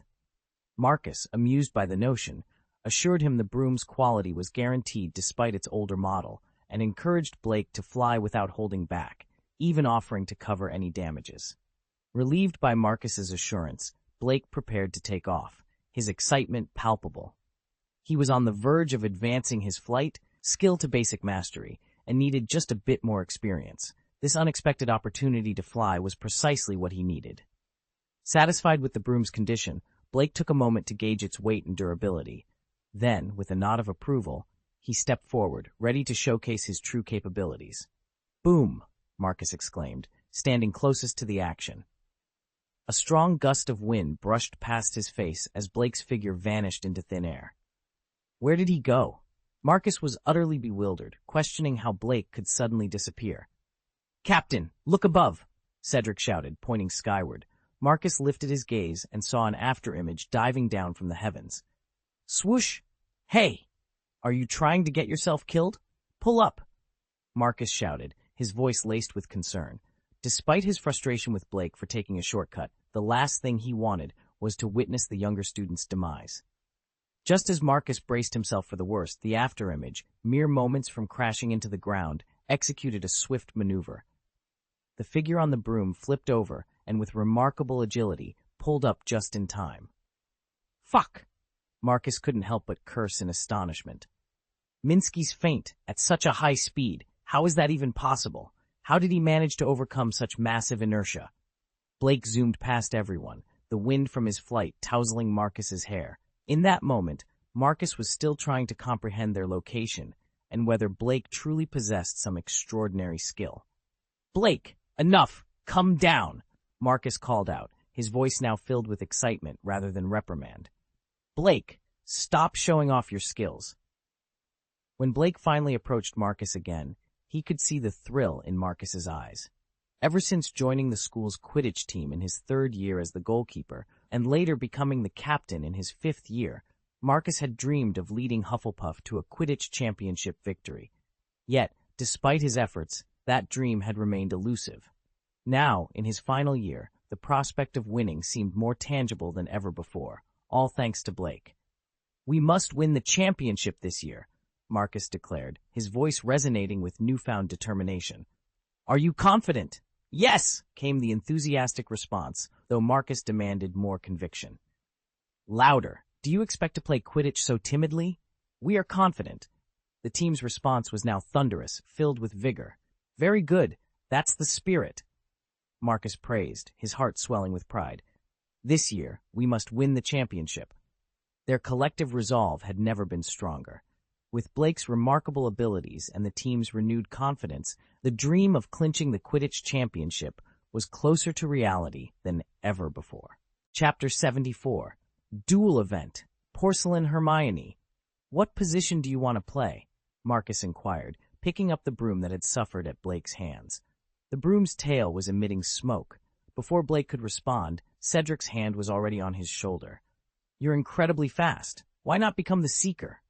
Cedric, the Seeker for the Hufflepuff team, had witnessed Blake's remarkable speed on an old broom and was convinced that Blake was more suited for the Seeker role than he was. The thought of Blake's speed in pursuit of the golden snitch was tantalizing. Even if he started late, Blake would undoubtedly catch it first. Blake, however, shook his head. "I don't really want to be a Seeker." "Why not?" Cedric asked, puzzled. "Well, I want to score goals.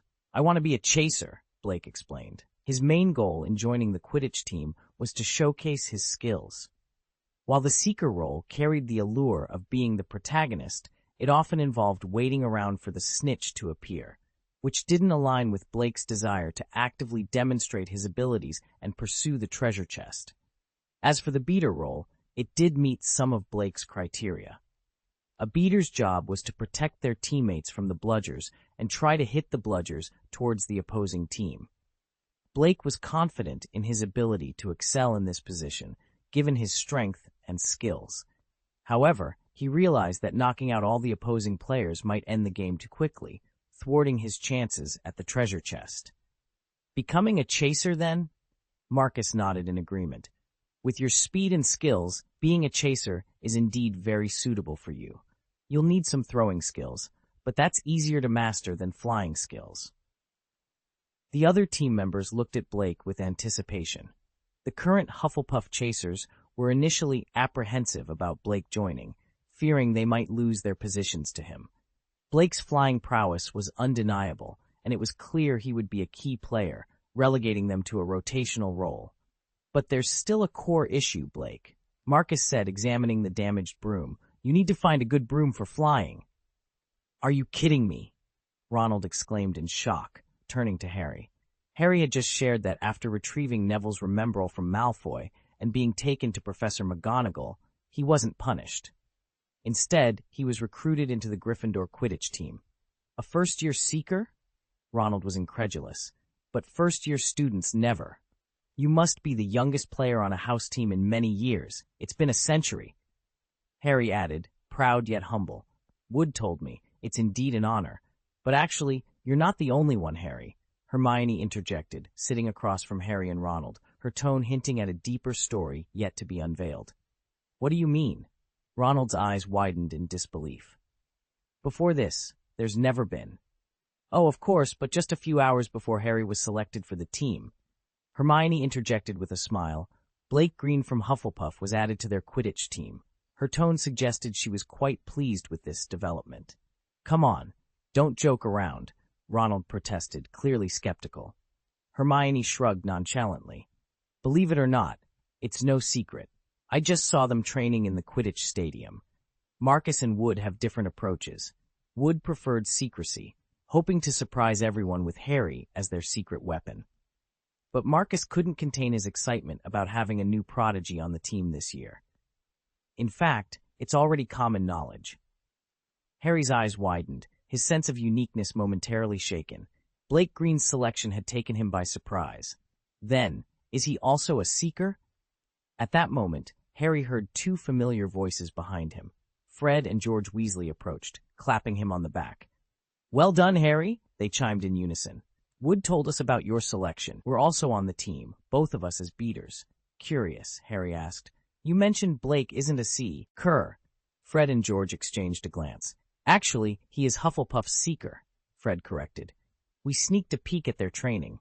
Blake is incredibly fast, almost as if the broom is irrelevant. Harry was puzzled by Fred's comment about the broom being useless, but was caught up in the revelation of Blake's speed. Don't worry, Harry. Leave Blake to us, George assured him. We like him, but on the field we won't hold back. Hufflepuff's beaters are no match for us. Despite Blake being a wild card, our eyes are on the Quidditch Cup. When Blake entered the Great Hall, he could almost feel a surge of virtual treasure chests being added to his account, a clear indication of his rising popularity for joining the Quidditch team. Among them were even a couple of gold chests, bringing him closer to the coveted Supreme Treasure Chest.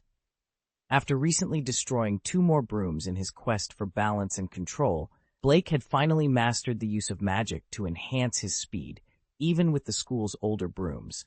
This breakthrough meant he could potentially outfly anyone, even without Dumbledore's assistance, though it risked damaging the brooms beyond repair.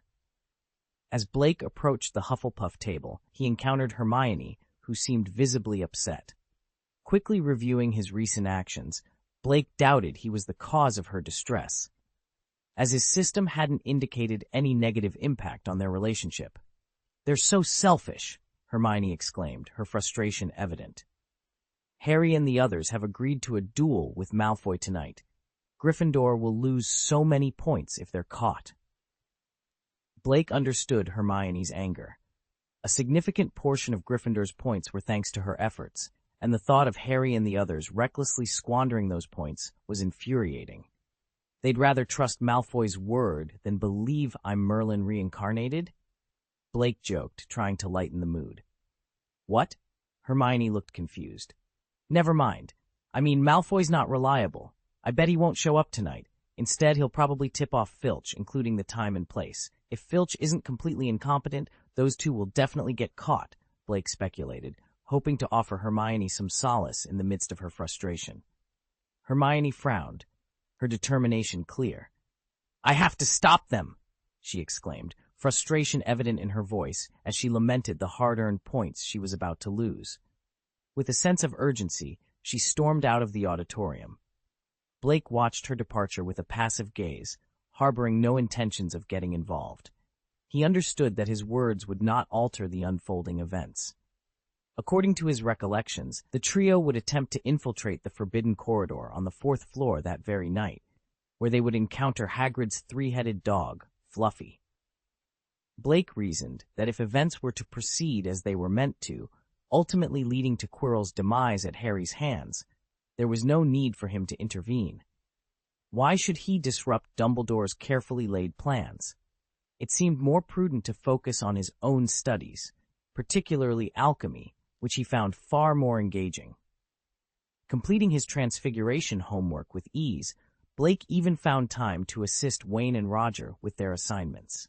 Afterward, he decided against joining Harry's special operation and instead opted to immerse himself in his studies within the Room of Requirement. Given that Nico LeMay's manuscript posed a challenging test without a time constraint, Blake prioritized reading the books Grindelwald had sent him.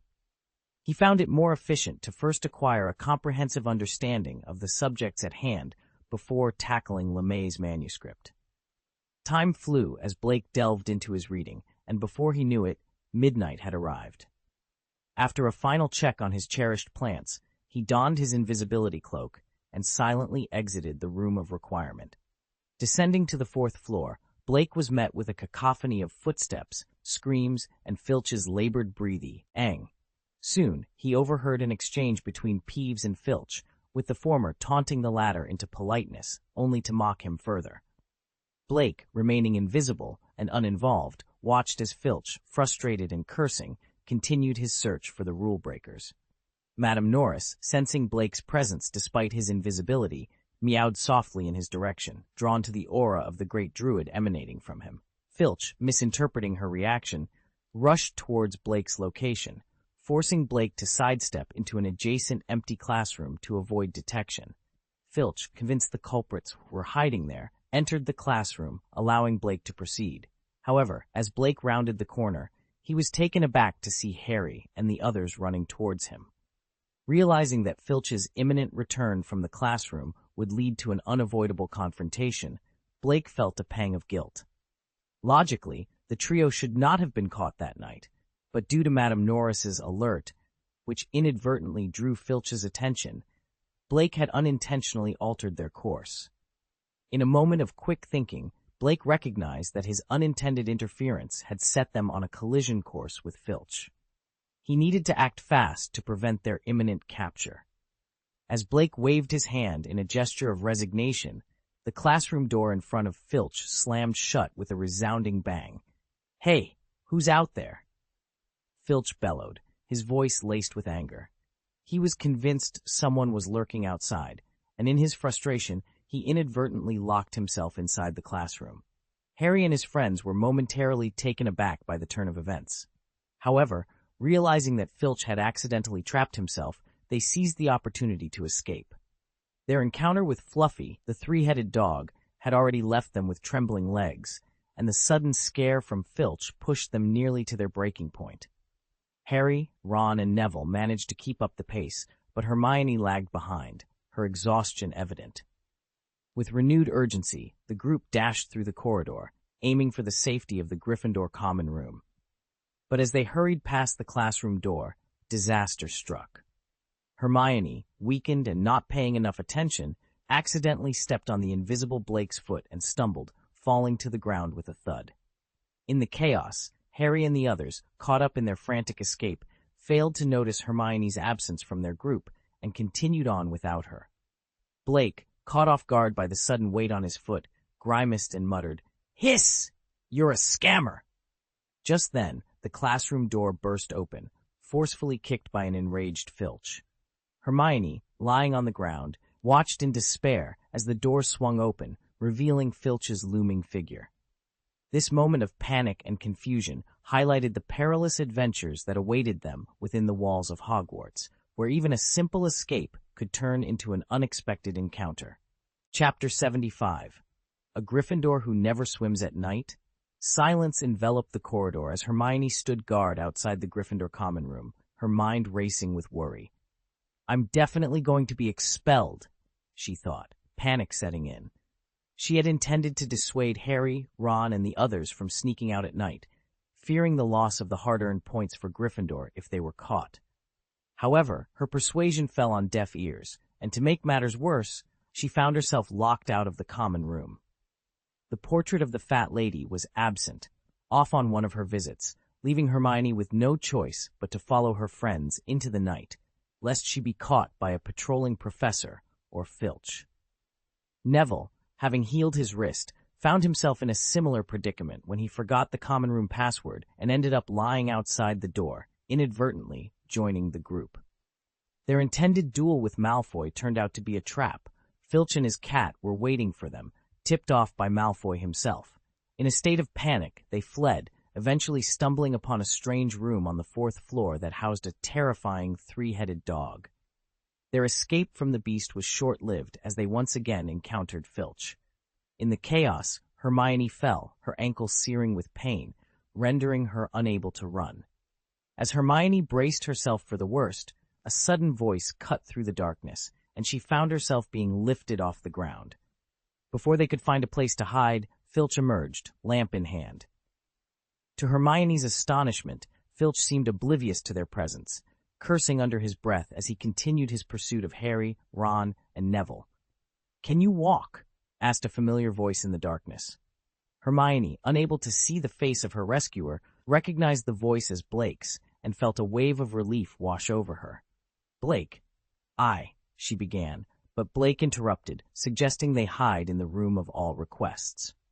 Hermione was puzzled by their invisibility to Filch and questioned Blake about it.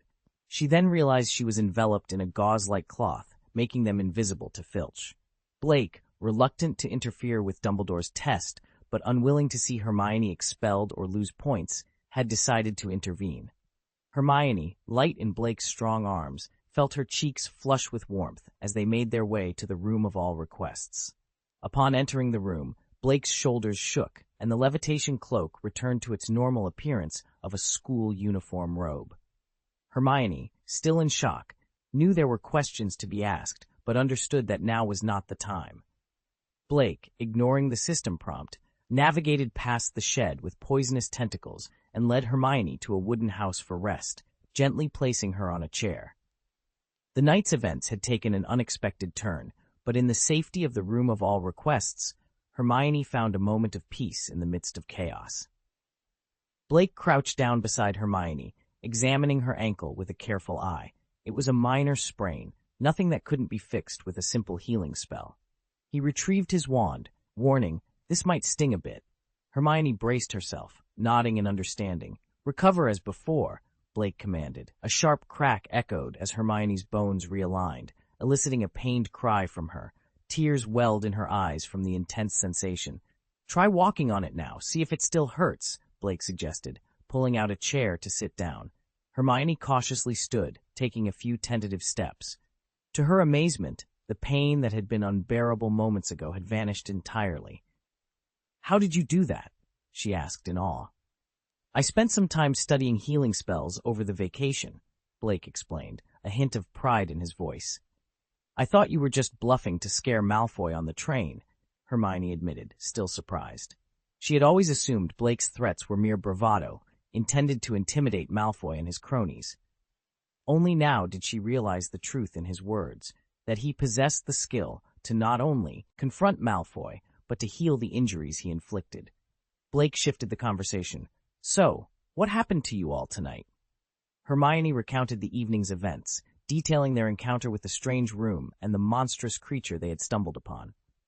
"What did the monster look like?" Blake inquired, feigning ignorance.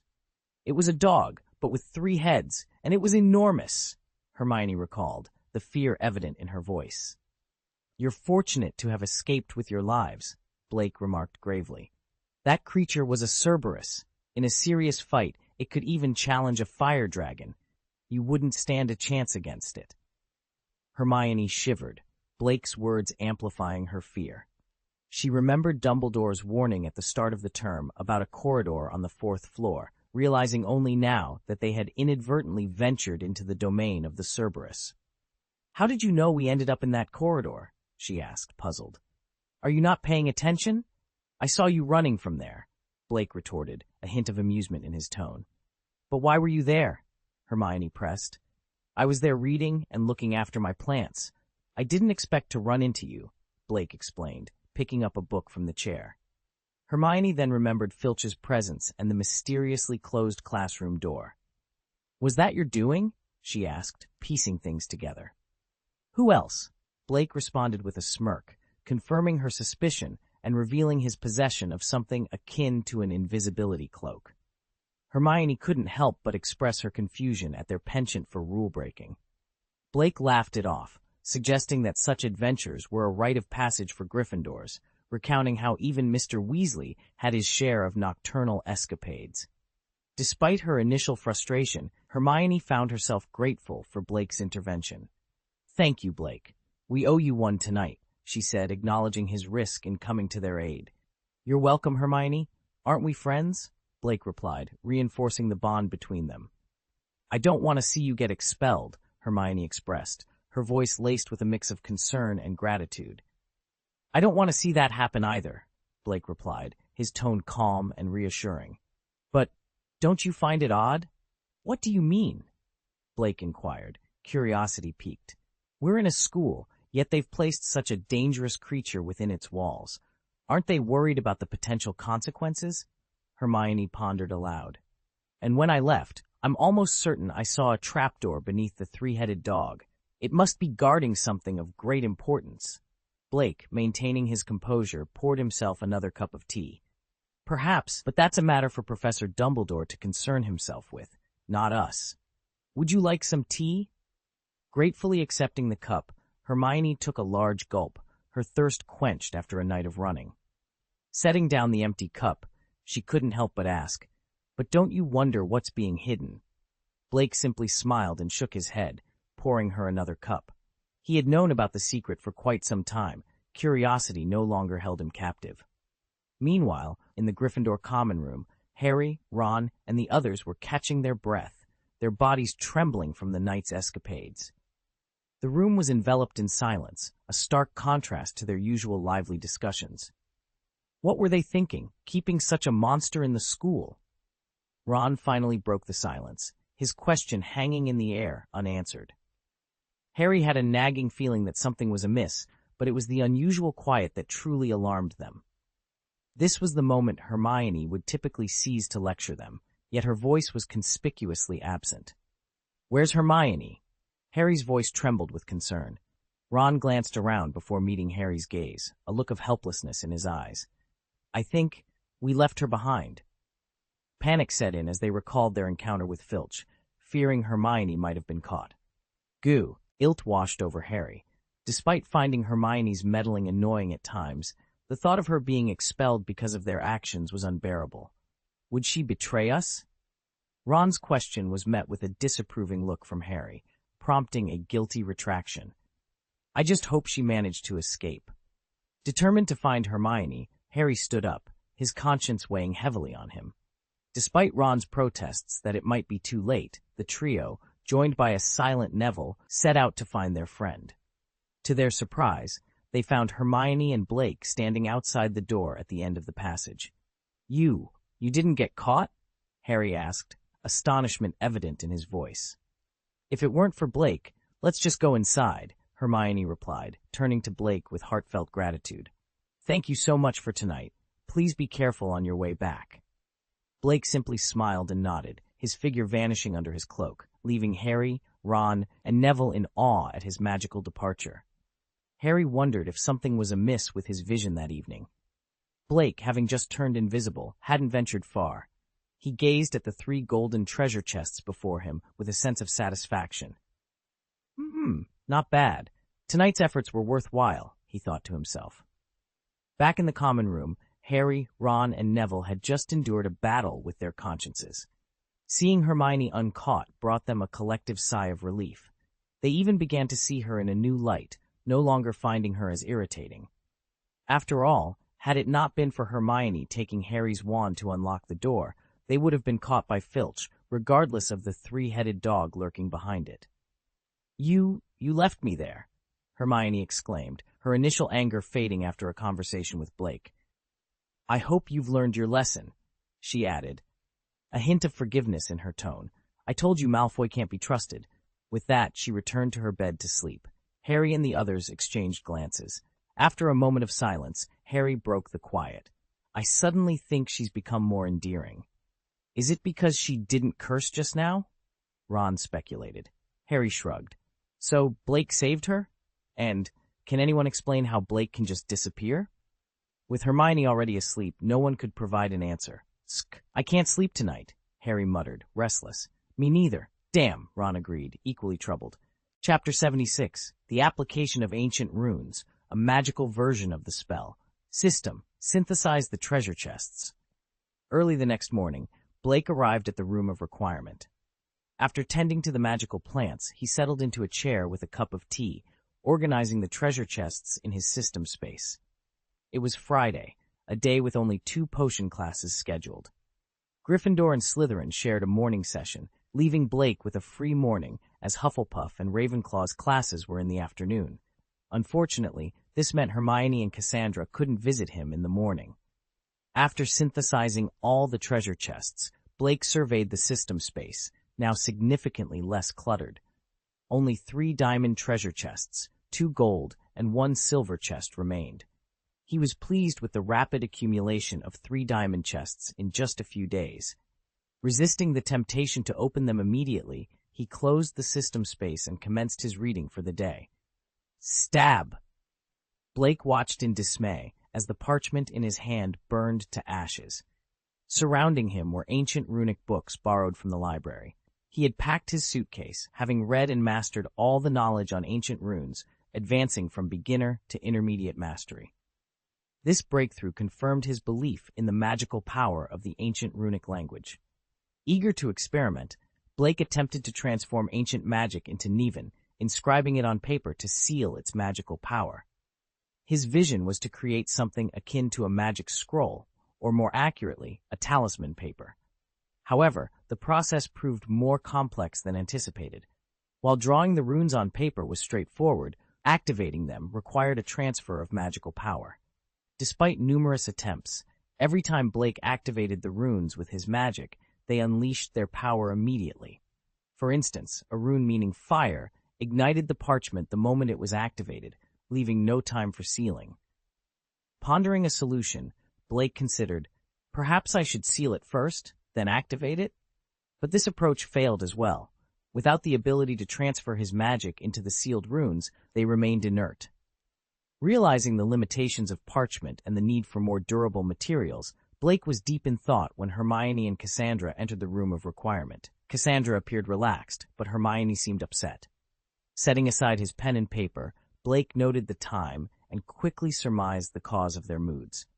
What's wrong? Did Professor Snape deduct points from Gryffindor again? And did he provoke Harry? Blake inquired. As he spoke, the system chimed in, "Ding! 2 waves of shock detected. Ding! Congratulations to the host for obtaining 2 silver treasure chests." Blake offered a slight smile, while Hermione and Cassandra both turned their attention to him, their expressions a mix of frustration and curiosity about his next move. In a moment of revelation, Cassandra couldn't hide her surprise. "How did you figure that out?" Blake, with a knowing smile, responded, "I merely made an educated guess." "A guess? I find that hard to believe. Were you spying on us during class?" Cassandra's skepticism was evident as she crossed her arms, unconvinced by Blake's explanation. "It doesn't matter if you believe me or not," Blake replied nonchalantly. Unsatisfied, Cassandra pressed on. "Then explain how you came to that guess." Blake leisurely picked up his teacup, taking a slow sip before answering. "It's quite straightforward, Cassandra. I've heard that Professor Snape harbors a particular disdain for Gryffindor." I've also noticed his frequent, intense glares at Harry Potter, filled with a complex mix of emotions, mostly resentment, but sometimes it seems even deeper than that. Considering today marked Gryffindor's first class with him, along with the new students from his own house, I surmised he'd likely seize the opportunity to criticize them. My suspicion wasn't confirmed until I observed Hermione's frustrated expression. Cassandra's skepticism began to wane. Your reasoning does make sense. Reflecting on it, today's class did feel unusual. Hermione chimed in. Indeed, the questions Snape directed at Harry were beyond the standard curriculum. I had prepared by studying the entire textbook, yet when I attempted to answer, he dismissed me, almost as if my eagerness to participate was an inconvenience to his agenda. Blake nodded in agreement. Exactly. His behavior suggests his intentions were less about teaching and more about finding fault with Harry. The animosity in his gaze was unmistakable. Cassandra, still struggling to accept this, remarked, "But he's a professor. Why would he harbor such animosity towards Harry?" Blake shrugged. The reasons for hatred are often complex. Perhaps it's rooted in a past grievance with Harry's father. Noticing Hermione's continued distress, Blake offered some advice. Hermione, in future classes with Snape, don't strive to stand out. If he's biased against Gryffindor, it'll only make it harder for you to earn points and easier for him to deduct them. I've decided it's not worth the effort to try to gain points from him. Hermione sighed, resigned to the reality of the situation. All right, I won't bother raising my hand in his classes anymore. Cassandra remained silent, reflecting on Snape's role as the head of Slytherin and acknowledging his lack of impartiality compared to Professor McGonagall.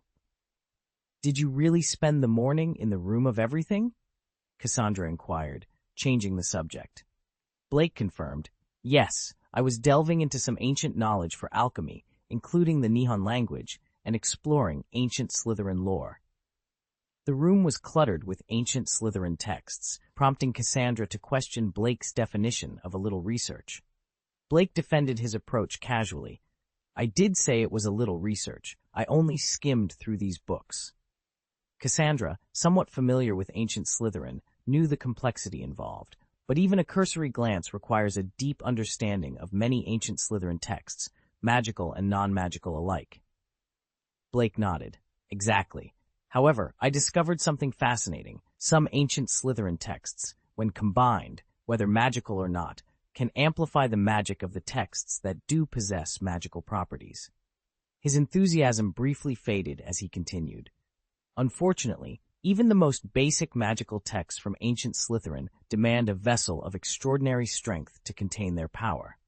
For instance, the ancient Slytherin texts related to fire are so potent that I've yet to find suitable materials to harness their energy, let alone experiment with other ancient words. Blake sought to enhance the potency of the word fire, leaving Cassandra and Hermione puzzled by his intentions. Wait, isn't the ancient runic language primarily for translating ancient documents? Cassandra inquired, perplexed about the connection to magical power. Blake shook his head, correcting her misunderstanding. You're mistaken, Cassandra.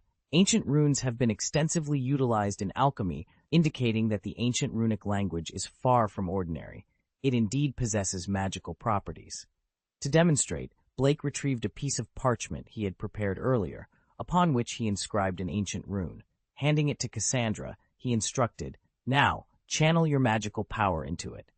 Cassandra, puzzled, asked, "How exactly do I do that?" Blake realized his oversight. In modern times, wizards predominantly relied on wands for spellcasting, with direct magical infusion into objects being a rare skill, primarily among alchemists. It was no wonder Cassandra was unfamiliar with the concept. Well, imagine the parchment as an extension of your wand, Blake suggested. Recall how you cast spells with your wand. Focus on the parchment in the same way, then recite the spell. Cassandra, focusing intently on the parchment without deciding on a specific spell, inadvertently caused it to ignite. Startled, she dropped the now burning parchment, watching it reduce to ashes. Blake, seizing the moment to teach, explained, "When you concentrate on the parchment, your magical power activates the rune. On any other day, nothing would occur. But the rune inscribed here signifies fire, so naturally, it combusts upon activation." He further elaborated on the precautions taken with books containing ancient runes, such as enchanting their covers to isolate magical power and prevent accidental activation. Cassandra and Hermione were astounded by the revelation. Hermione, cautious, sought clarification on the potential for explosion, to which Blake confirmed the power inherent in ancient runes. Blake, undeterred by their apprehension, shared his vision of transforming ancient runes into a form akin to magic scrolls, offering a solution for situations where one might be without a wand, unable to vocalize spells, or outnumbered by adversaries. Hermione and Cassandra pondered the practicality of such scrolls, recognizing their potential to address various predicaments. Blake proposed making the scrolls compact for easy transport, drawing a parallel to wizards' ability to carry substantial amounts of gold. Contemplating the material for these scrolls, Blake acknowledged parchment as an initial choice due to its affordability and availability. However, its inability to withstand significant magical power posed a challenge. Inspired by his earlier instruction to Cassandra, he considered an alternative approach, likening the activation of the scrolls to using a wand. Excited by this breakthrough, Blake hurried off, leaving Cassandra and Hermione exchanging bewildered glances, yet intrigued by the possibilities his innovation could bring. Blake stepped into the wooden house and emerged a short while later, clutching a hefty package. The morning sun cast a warm glow over the breakfast table as his eagle owl, an impressive creature not originally his, delivered the package. Given its size, Blake mused that other owls might have struggled to carry such a load. Upon opening the package, Blake discovered a large piece of walnut wood nestled inside. He had initially purchased it with the intention of crafting a wand during his leisure time. However, a new, more intriguing use for it dawned on him. It was common knowledge among wizards and witches that wood suitable for wand making possessed its own inherent magical properties. This realization sparked an idea in Blake's mind. Perhaps he wouldn't need to infuse the ancient rune with magical power to activate it. Instead, he could find a way to harness the wood's natural magic for activation. Excited by this prospect, Blake set to work. He carefully shaved a small piece from the walnut wood using a carving knife. He then cast a spell to seal the wood's faint magical essence. With precision, he engraved the ancient rune symbolizing fire onto the wood. Once the magical seal was released, Blake tossed the wood fragment into the air. After a moment's flight, the piece of wood ignited with a whoosh resembling a miniature fireball. Blake couldn't help but smile at his successful experiment, remarking, "Ha! It feels a bit like a grenade." This breakthrough not only showcased Blake's ingenuity, but also hinted at the untapped potential of combining traditional magical materials with innovative techniques. His experiment blurred the lines between the ancient and the modern, opening up new avenues for magical application and creativity. Chapter 77. Snape. Do I still need a reason to deduct points? Hermione and Cassandra looked at each other, their expressions filled with surprise once more. The small piece of wood that Blake had casually tossed aside was proving to be a significant breakthrough. Unlike the parchment in Cassandra's hand, which ignited immediately upon the application of magic, this piece of wood only began to burn after a noticeable delay. This difference confirmed Blake's hypothesis. He had indeed solved the core challenge of creating a magic scroll capable of a delayed explosion. The implications were profound. The concept of the magic scroll, once a complex puzzle, now seemed within reach, thanks to Blake's innovative approach. Hermione and Cassandra were not only astounded by the ingenuity behind the magic scroll, but also by Blake's astonishing pace of research. It appeared he had only been discussing the project with them for a short while before experiencing a flash of inspiration that led to this breakthrough. And, according to Blake, this was all in a day's work. He had only begun his exploration into magic scrolls that very morning. In the span of a few hours, and between two magic potions classes, Blake had not only conceptualized a new approach, but had also successfully conducted an experiment. As Blake heard the system's notification in his mind, he glanced at Hermione and Cassandra, puzzled by their astonishment. "Why are you so surprised?" he asked. "It's merely an experiment based on ancient ideas from Niven, just a small test." Cassandra took a deep breath, struggling to find the words. A small experiment? Do you realize how groundbreaking this is? If you can actually produce a finished magic scroll, this achievement could rival even your work with mutant magical plants. You've only started today, and you're already more than halfway to success. Blake shook his head, tempering expectations. It's too soon to claim success. While using walnut wood as a carrier does solve the immediate problem, the cost is significantly higher. It's still not the cheap and practical solution I was aiming for. How can I reduce the cost of these magic scrolls? Seeing Blake ready to dive back into his research, Cassandra and Hermione, without a word between them, pulled him to his feet. Stop researching for now, they insisted. If you don't eat now, you might not get another chance. And don't forget, you have a potions class with Snape this afternoon. Being late will only give him more reason to target you. Blake was jolted back to reality by their intervention. Snape looking for trouble? Seems like he doesn't need a reason, late or not. Blake remembered his previous encounters with the dour professor and braced himself for a challenging afternoon. All right, I'll go eat, Blake conceded, though he couldn't help but express his envy for their free afternoon. The potions class was scheduled for 1:30 p.m., a time Blake found utterly inconvenient, as it cut into what he considered prime napping time. After lunch, Blake gathered his potion-making tools and textbooks, hurrying to Snape's underground classroom. The classroom, located beneath the main castle, was colder and lined with peculiar specimens that gave it an eerie atmosphere. Despite this, Blake found a strange comfort in the surroundings, though he couldn't shake the feeling that it was a bit odd. As 1:30 p.m. arrived, the classroom door swung open with a dramatic flourish. Snape, clad in his long black cloak, entered swiftly, his presence reminiscent of a bat gliding across the floor. He took his place at the podium, his sharp gaze sweeping across the room until it landed on Blake. Blake's heart raced, anticipating trouble. Snape began roll call, his voice echoing in the chilly room. Hannah Abbott. When he reached Blake's name, there was a pause. Blake Green. Here, Professor, Blake responded, trying to maintain a neutral expression. Snape's gaze lingered on Blake, a hint of recognition, or perhaps anticipation flashing in his eyes. Oh yes, he said, his tone suggesting that the afternoon's class might hold more than a few challenges for Blake. Mr. Green, Snape began, his voice dripping with a mix of curiosity and skepticism, a student who has garnered Dumbledore's trust. I'm eager to see what abilities you possess that have caught the headmaster's attention. The young wizards in the classroom exchanged worried glances towards Blake. It was clear that he was going to be the focus of Snape's notorious scrutiny today, much like Harry Potter had been earlier. After completing the roll call, Snape surveyed the class once more. Some of you might not be as inept as I initially thought, Snape remarked, a hint of surprise in his tone. I've noticed that a few of you have taken the initiative to preview the textbook before class. Let me make one thing clear. Potion making is both an exact science and a meticulous art. Here, there's no room for the careless waving of wands. Many of you might not even recognize it as magic. I doubt you'll fully appreciate the beauty of a slowly simmering cauldron, emitting white smoke and enchanting fragrances, he continued, his voice taking on a tone of reverence for the craft.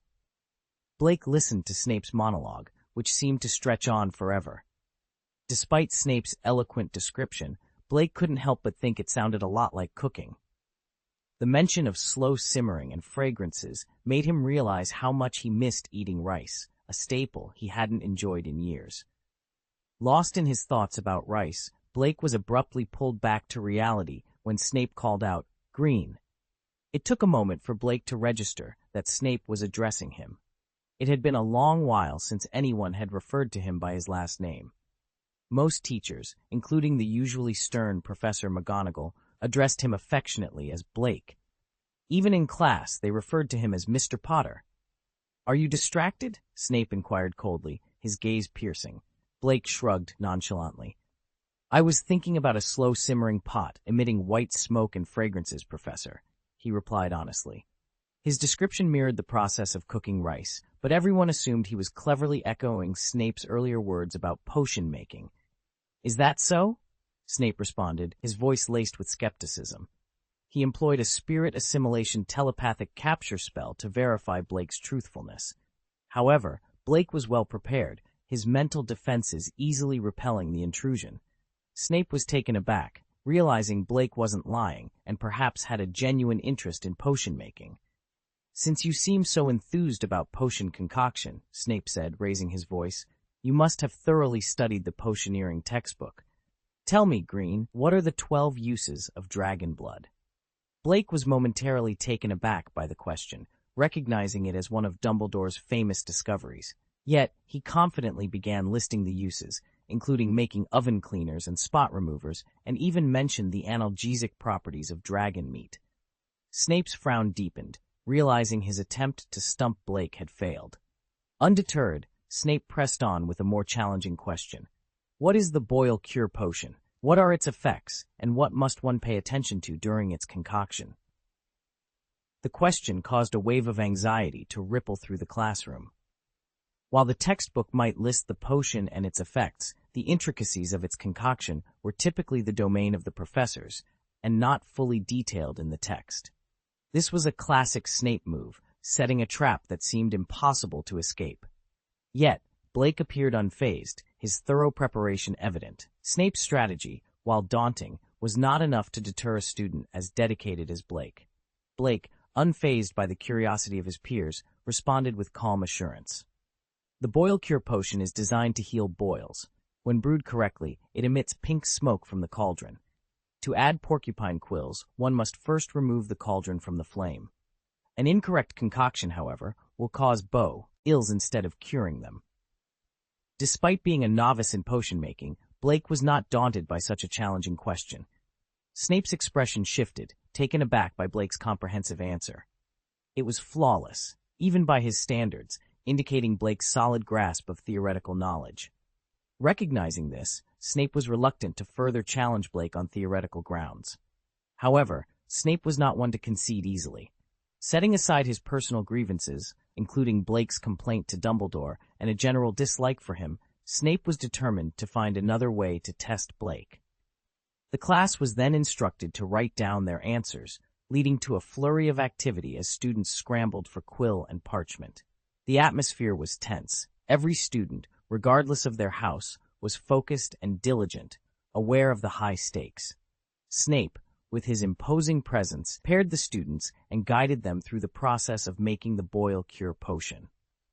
His looming figure and the pressure of his expectations made even the simplest tasks daunting. Mistakes were inevitable, especially for those attempting potion making for the first time. Amidst the general struggle, Blake and Hannah stood out. Before they began, Blake reassured Hannah, advising her to approach potion making with the same ease as cooking. Hannah, skilled in the culinary arts, found comfort in Blake's analogy. Guided by Blake's expertise, they worked in perfect harmony, much like a seasoned chef and his assistant. Their technique was impeccable, leaving Snape without any grounds for criticism. As Snape reluctantly turned his attention to other students, particularly a Hufflepuff pair who were struggling, Blake and Hannah's cauldron began emitting the telltale pink smoke of success. Meanwhile, their classmates, Wayne and Roger, faced Snape's wrath as their potion turned an ominous green due to a critical oversight. In a surprising turn, Snape directed his frustration towards Blake and Hannah, accusing them of complacency and lack of teamwork for not assisting their struggling peers. Despite their success, Snape found a reason to penalize them, much to their dismay. This incident highlighted the complexities of Snape's character and the challenges faced by the students under his tutelage. Despite the unfairness, it also showcased the resilience and talent of Blake and Hannah, who managed to excel in a highly stressful environment. Blake's expression darkened considerably. "Motherfucker, he's playing dirty, isn't he?" he muttered under his breath. He had indeed informed on Snape, which explained why Snape was particularly keen on finding fault with him. Blake could somewhat understand Snape's perspective, so he had always maintained a defensive stance. No matter how aggressively Snape sought to criticize him, Blake made sure his responses were measured and within the bounds of reason. After the class, it seemed as though they had reached a stalemate. "But resorting to this," Blake continued, his tone laced with disapproval, is rather low, don't you think? In Blake's eyes, Snape had stooped to a level unbefitting of his position. It was as if, unable to win fairly, he had decided to overturn the chessboard in frustration. If you're not willing to play the game properly, then perhaps we shouldn't play at all. All right, Professor, I admit my fault, Blake conceded with a hint of sarcasm. I failed to assist in correcting their errors. At first, Snape felt a surge of satisfaction, but it quickly faded as he grasped the underlying implication of Blake's words. What do you mean by helping me correct their mistakes? Snape thought, irritation rising. Are you implying that it's my responsibility, that I neglected my duties by not correcting them? Snape had to acknowledge that Blake had made a valid point, but it was a bitter pill to swallow. Does Snape really need a pretext to deduct points? He pondered, seeking a way to regain the upper hand. Green, you've contradicted the professor. 5 points from Hufflepuff, he declared, seizing the opportunity to penalize Blake, albeit for a flimsy reason. Chapter 78, Questioning Integrity. The accusation of talking back to the professor seemed unfounded when Blake's points were deducted yet again. Wayne's frustration was palpable, nearly causing him to spill his potion over Snape's head, but Roger quickly held him back.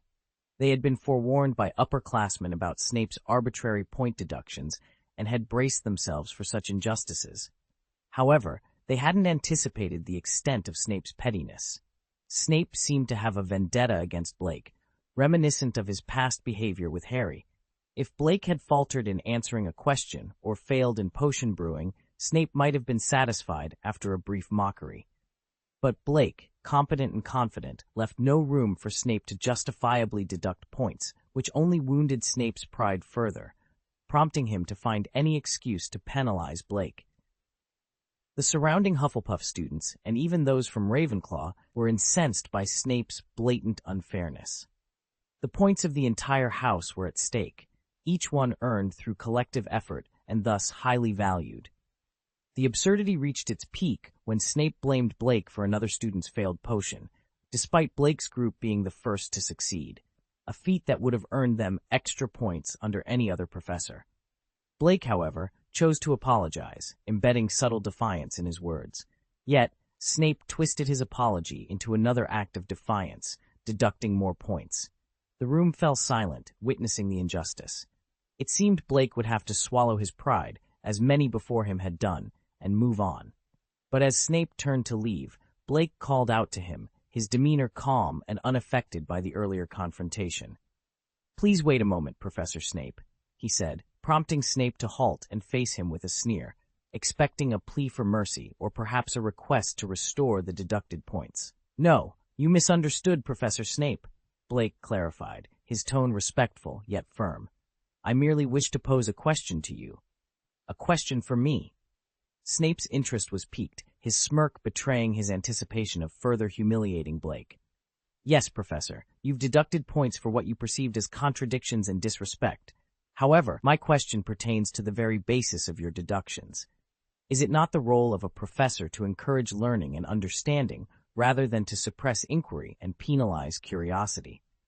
My apologies and questions were intended to foster a better understanding of the subject at hand, not to challenge your authority." The room tensed, awaiting Snape's response. Blake's challenge was not one of defiance, but of principle, questioning the integrity of Snape's actions as an educator. It was a moment that transcended personal grievances, touching upon the core values of teaching and learning within Hogwarts. Snape, caught off guard by the depth of Blake's question, struggled to mask his surprise.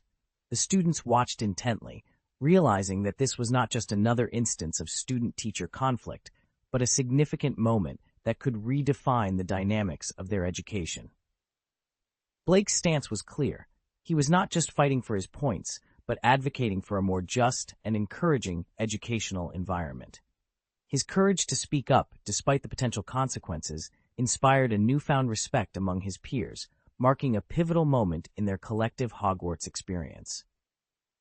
Blake's smile slowly faded as he addressed Snape with a calm yet firm tone. "Since you claim that I contradicted you, could you please enlighten me on how exactly I did so? Or is it that you simply harbor a dislike for me and are looking for reasons to target me?" Snape's sneer was cold and dismissive. You flatter yourself, Mr. Green. You are hardly worth my effort to target. Then I must ask for the reason behind the deduction of my points, Blake continued, his voice steady. I adhered to the class rules and completed the potion as required. There seems to be no justification for losing points. Didn't I, key it clear? You failed to remind Hopkins and Malone to add the dried nettles, Snape retorted. Blake's response was laced with sarcasm. Ah, so that's the reason? My points were deducted because I didn't perform the guidance duties that, by all accounts, should fall to you. Or perhaps I'm mistaken, and instructing students on potion brewing isn't actually part of a potions professor's responsibilities. But deducting points is? The classroom fell into a tense silence, the weight of Blake's words hanging in the air.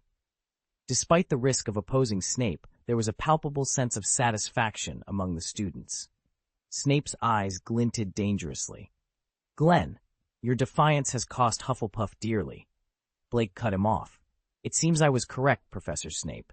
Deducting points appears to be your primary function. Then, what basis do we have to refer to you as Professor? You seem more focused on penalizing students than teaching them. If that's all it takes, perhaps I should apply for a professorship with Professor Dumbledore. I'm sure I could come up with far more reasonable reasons for point deductions. For instance, deducting 50 points from Slytherin because Malfoy stepped into the classroom with his right foot first. How does that sound? More justified than your reasoning, perhaps. The room was engulfed in silence, broken only by Snape's heavy breathing. The students' eyes were fixed on Blake, a mix of awe and fear evident in their gazes. Snape's voice was icy as he accused, "You're challenging the authority of a professor." Blake remained composed. "No, Snape, I'm not challenging your authority. I'm questioning your integrity as a professor. You suggest expelling me for speaking out? If Hogwarts can tolerate someone of your caliber, why not me?" Snape's complexion turned ashen. Blake's words struck a nerve, reopening wounds from Snape's past. After his grave mistake that led to Lily's death, Snape had sought Dumbledore's forgiveness and agreed to his conditions, hoping for redemption. Dumbledore had vouched for him, securing his exoneration by the Ministry of Magic and a position at Hogwarts. Snape was painfully aware that it was Dumbledore's tolerance that had given him a second chance, not his own merit. Blake's pointed words echoed in Snape's mind, highlighting the hypocrisy of his threat. If Hogwarts could forgive Snape's past transgressions, why couldn't it forgive Blake's defiance? In a fit of anger, Snape declared, "Because of you, Hufflepuff will lose 100 points. Pack your belongings. You're being expelled from Hogwarts tonight. Now, everyone, leave. Get out." The students quickly scrambled out of the classroom, eager to escape the tense atmosphere. Snape's threat hung heavily in the air, marking a significant confrontation that would not be easily forgotten. The tension in the air was palpable as students hurried out of the potions classroom, their pace quickened by the sight of Professor Snape's menacing glare. It was a look so intense, it seemed as though he was on the brink of hexing anyone who dared linger. Blake Green was the last to exit, feeling Snape's fierce gaze burning into his back even as he walked away. With a sneer, Blake dismissed the notion of expulsion. He was confident that, even if he had been in the wrong, which he wasn't, Professor Dumbledore would never expel him. At worst, he might face a grounding.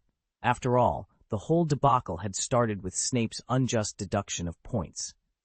Blake was certain Dumbledore could discern the truth.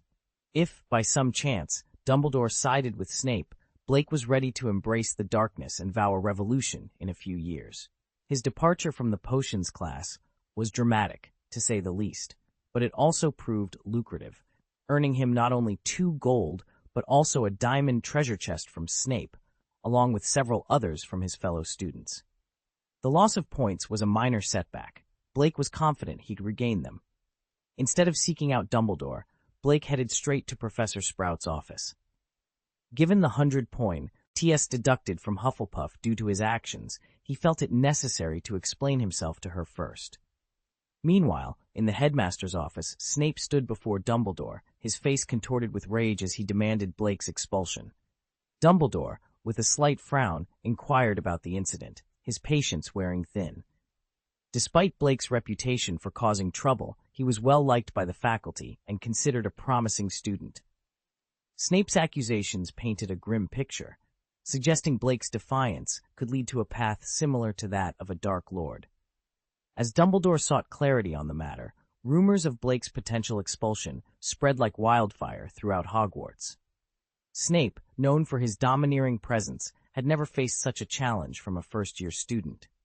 The student body, regardless of house or year, was abuzz with excitement, eager to learn more about the confrontation in the potions class.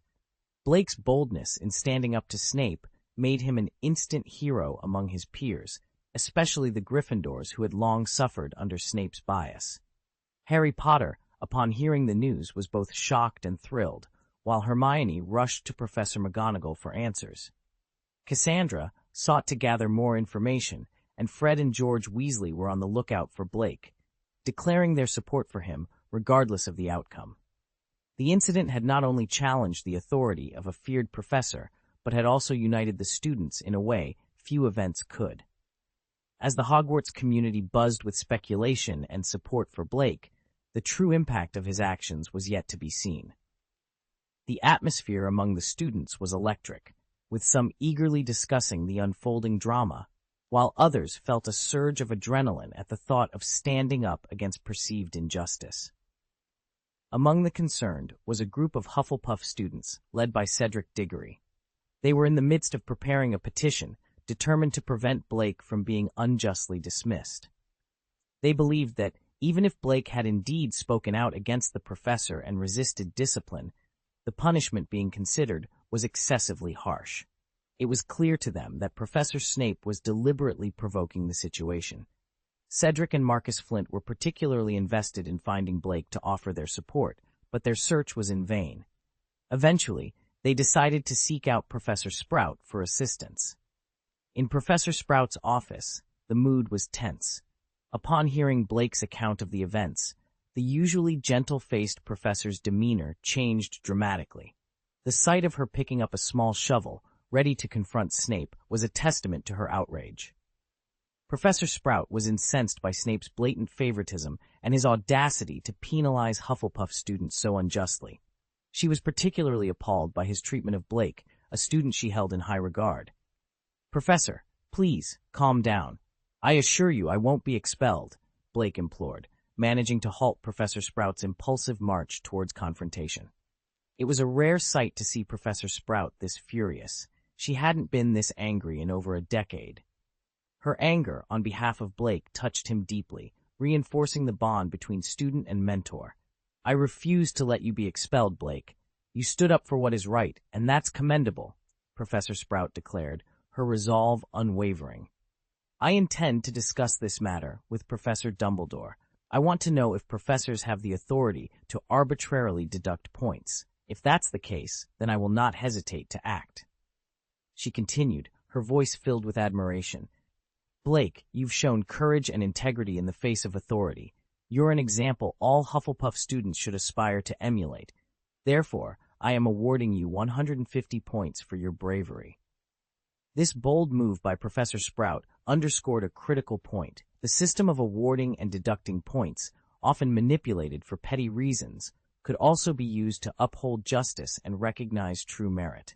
Chapter 79, Unity Against Injustice.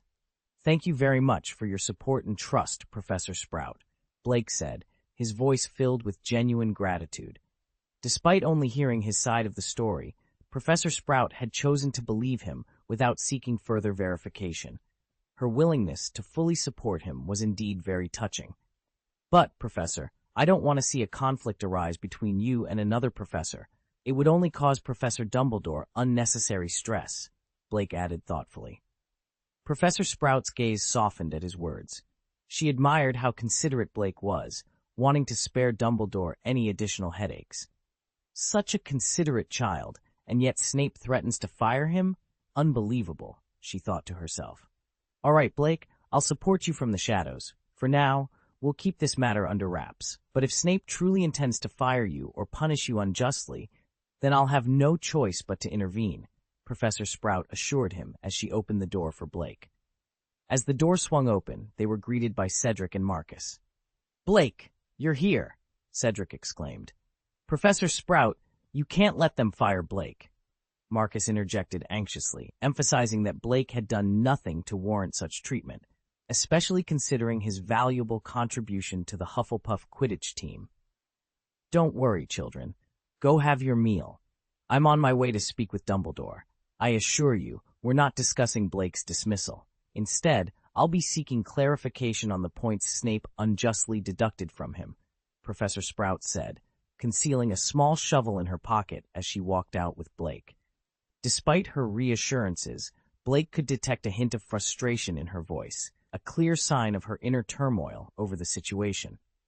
After bidding farewell to Professor Sprout, Cedric and Marcus accompanied Blake to the dining hall. Blake, everyone's talking about your confrontation with Snape, Cedric said, concern evident in his voice. Blake nodded, fully aware of the situation. His system notifications had been incessantly alerting him to the support he was receiving, evidenced by the accumulation of treasure chests in his system space. You were too impulsive, Blake. Everyone knows how Snape is. In the past, we've all just endured it. But your direct confrontation, what if it leads to your expulsion? Cedric continued, his worry for Blake palpable. I don't regret it, Cedric. I can't stand injustice. I followed all the rules and made no mistakes in my potion brewing. Snape had no right to unfairly deduct my points. I was even willing to apologize, but then he accused me of talking back. I couldn't let that stand, Blake responded calmly, his resolve clear.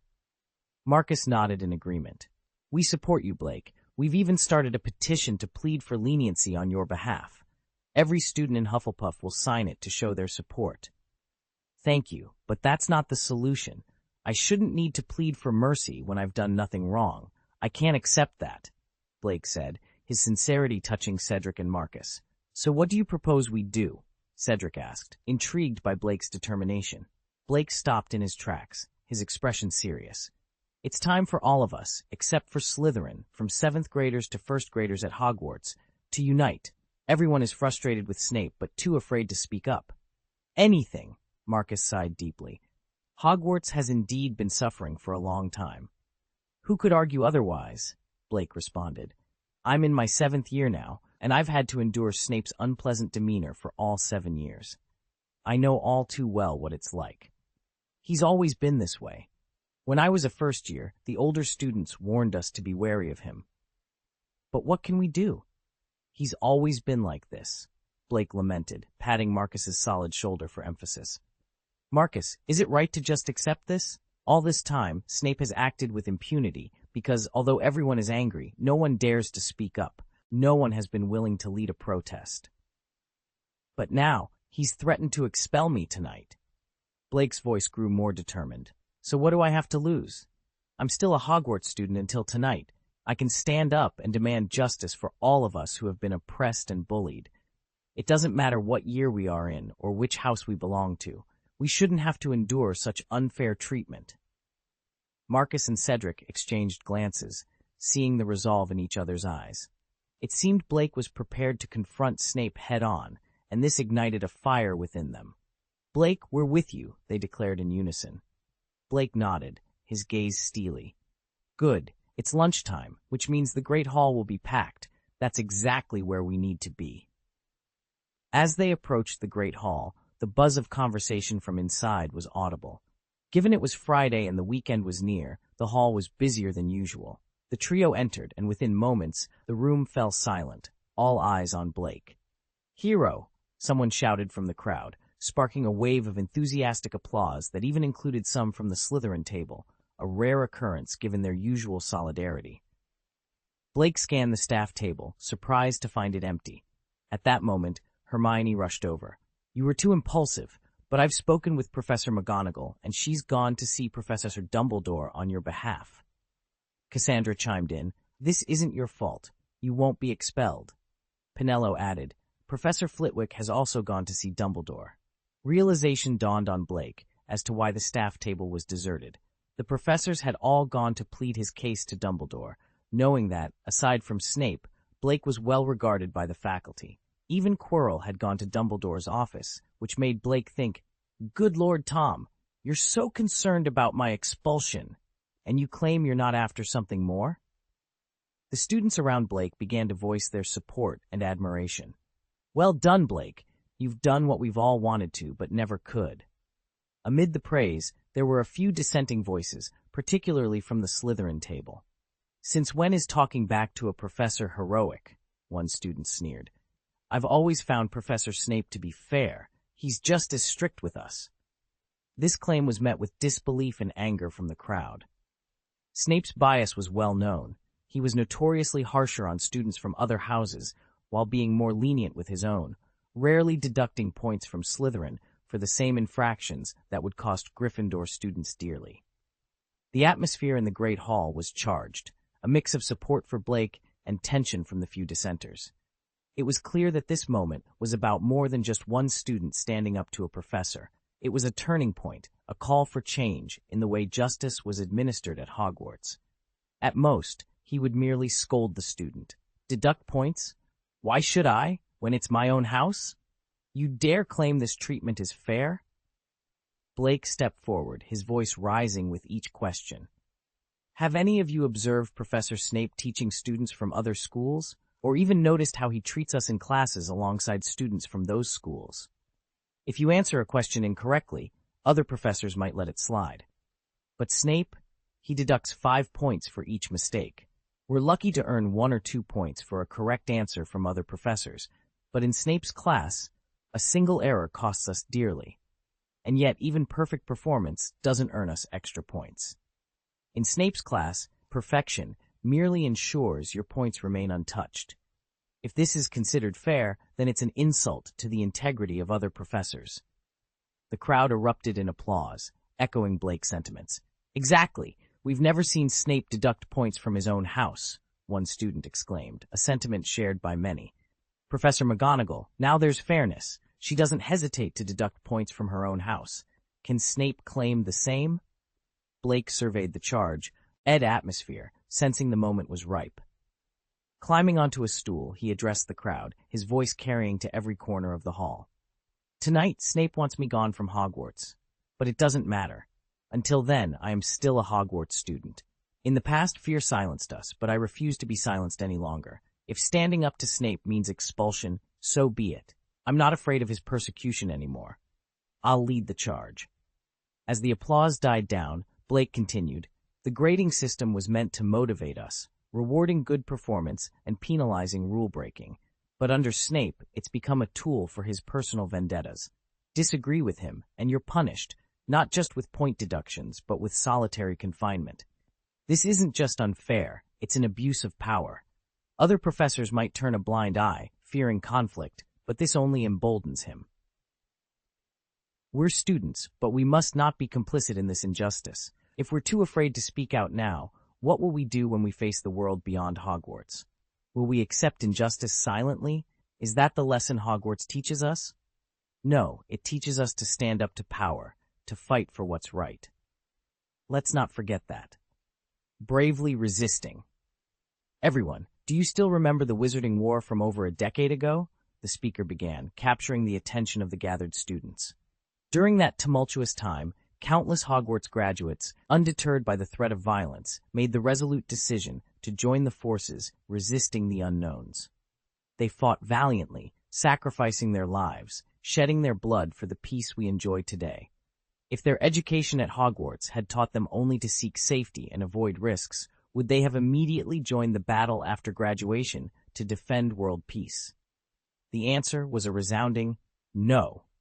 Those brave predecessors had the courage to stand against the terrifying unknowns, against formidable adversaries. Yet today, are we to say that we lack the courage to stand up to an unfair professor? This is not who we are meant to be. Living in fear of power, accepting a life of dishonor. These are not the principles Hogwarts stands for. Our predecessors have already proven this to us with their sacrifices. That's why, the speaker's voice grew more impassioned, all young wizards of the Academy, we must come together. We must unite and with bravery say no to injustice. Chapter 80, Defiance in Hogwarts. Around the long table of Hufflepuff, wizards clapped their hands with fervor, not minding their swollen palms. Tears glistened in many eyes, including Harry's. He thought of his parents, who had bravely fought against Voldemort and paid the ultimate price. The realization that he had been suppressing his anger and enduring Snape's unfair treatment out of fear of expulsion and point deduction filled him with shame. He was not alone in his feelings. Blake's impassioned words struck a chord with the young audience. Hogwarts had never taught them to merely survive by playing it safe. It taught them to stand up against tyranny. Blake's speech ignited a sense of admiration for the brave predecessors and a responsibility to uphold their legacy of courage.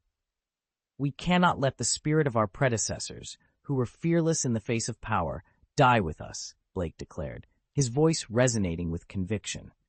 The grading system should not be a tool for Snape to elevate himself above others. We must unite and challenge his sense of entitlement. In a hidden corner, Beck, the house elf, wiped away tears as he listened to Blake's heroic speech. He relayed everything to Grindelwald, who was far away, feeling a sense of nostalgia and admiration for the young speaker's charisma. 20 minutes earlier, Dumbledore had listened to Snape's account of the events.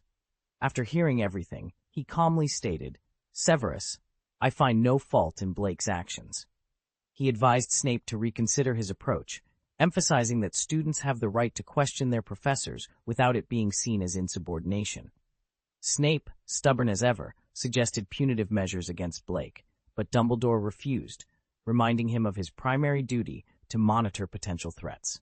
Professor Sprout burst into the room, furious at Snape's suggestion to punish Blake. Despite her promise to Blake to avoid conflict, she couldn't hold back her anger at Snape's unjust treatment of students. She fiercely defended Blake, challenging Dumbledore and Snape, and declared her refusal to accept any unfair punishment against him. Dumbledore attempted to mediate, but Professor Sprout was adamant. She argued for fairness and integrity in the grading system, criticizing Snape's biased treatment of students. Her passionate defense of Blake and her commitment to justice highlighted the deep divisions within Hogwarts faculty over how to treat students fairly and justly.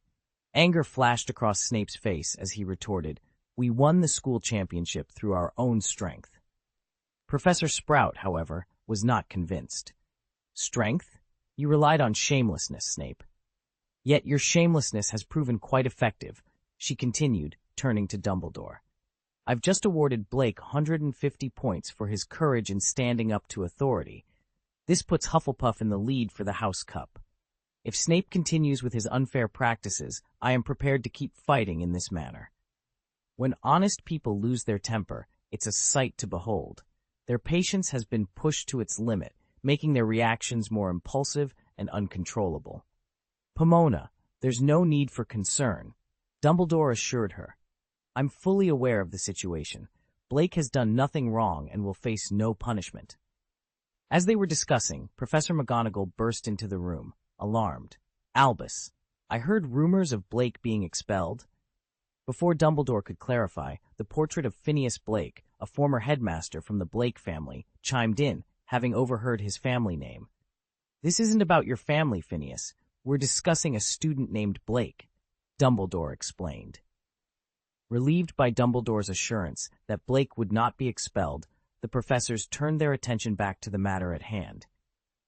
"It's not resolved yet, Professor Dumbledore," Professor Sprout interjected. "You must ensure Snape promises not to unjustly deduct points in the future. We should treat all students equally, rewarding their achievements and penalizing their mistakes fairly." Professor McGonagall and Professor Flitwick nodded in agreement, looking expectantly at Snape. Dumbledore addressed Snape. "Severus, it's time to clarify your stance. Your approach to fairness has been questioned." Snape, unfazed, defended his actions. "Everyone has their own standards. Potion-making demands precision. A single mistake can be fatal. Deducting points for errors is a lesson in itself." "What about Blake's successful potion? Why deduct points instead of rewarding his effort?" Professor Sprout countered. Snape dismissed the achievement. His potion was mediocre. He failed to warn a classmate of a mistake. Why should I reward that? "I'm just a freshman, and yet there's such a fuss," Snape added, smirking at the collective concern for Blake. Professor McGonagall, trying to calm an increasingly agitated Professor Sprout, noticed the shovel in her pocket, a sign of her readiness to defend her stance. Their discussion was abruptly interrupted by another knock on the door. A nervous student entered, overhearing rumors of Blake's expulsion and seeking clarification. The room, filled with professors, turned to address the new arrival, ready to dispel any misunderstandings and ensure fairness prevailed in Hogwarts. Dumbledore looked at Quirrell with a mixture of shock and concern. It was unexpected for Quirrell to plead on Blake's behalf. Dumbledore couldn't help but wonder if Voldemort had taken an interest in Blake for some reason.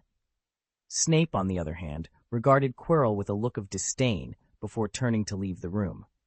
Suddenly, the atmosphere was interrupted by the voice of a portrait of the headmaster hanging on the wall. "Everyone, I suggest you make your way to the auditorium. Something significant is unfolding," the portrait announced, its tone serious.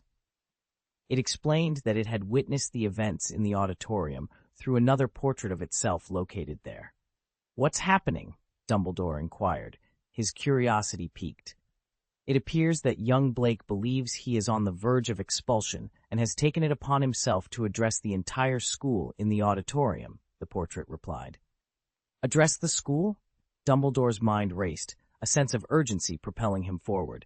"Let's go," he exclaimed, not waiting for a response from Snape or the others. As they approached the auditorium, the distant sound of applause reached their ears.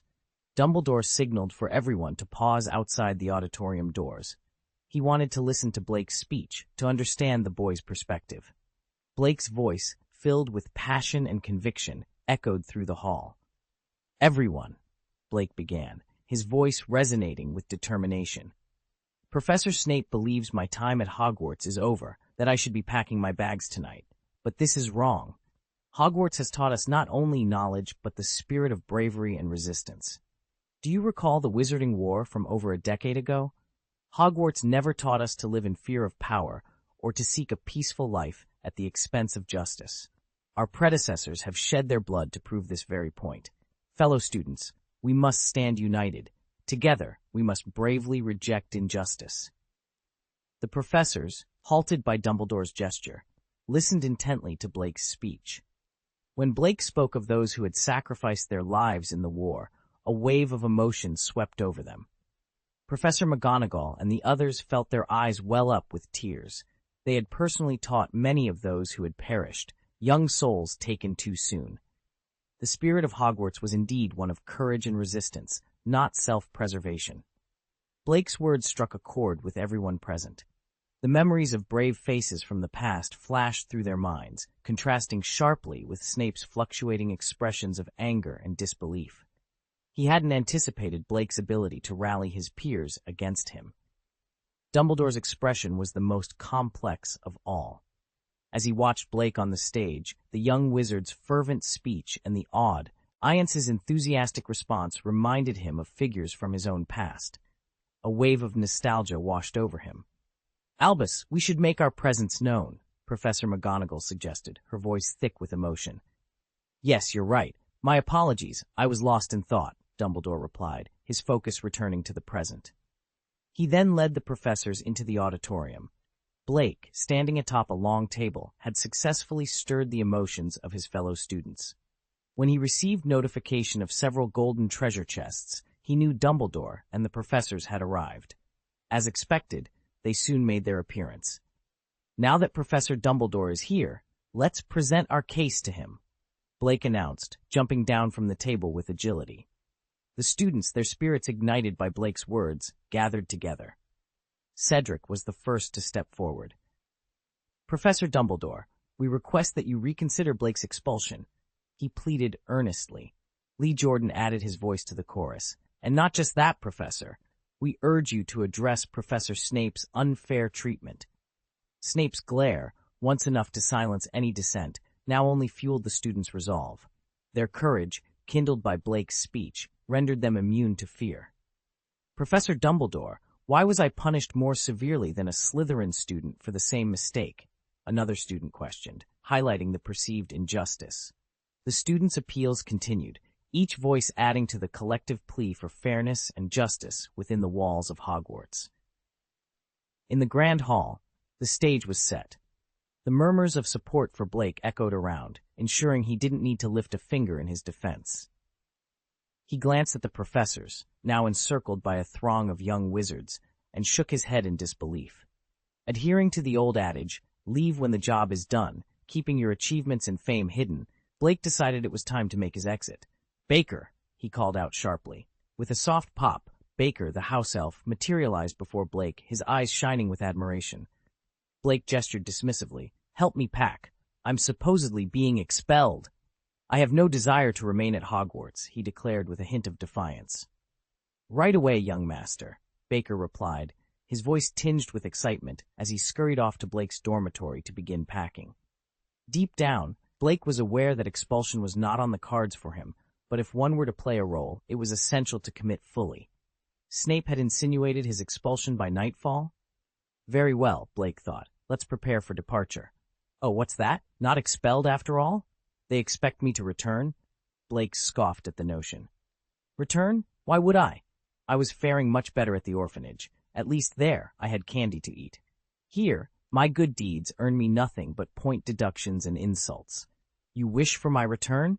Fine. Have Snape deliver a personal apology to me. Blake's stance was clear. He would not easily bow to the whims of Hogwarts faculty, especially not without due respect. His demand for an apology from Snape was not just a challenge, but a statement of his newfound resolve.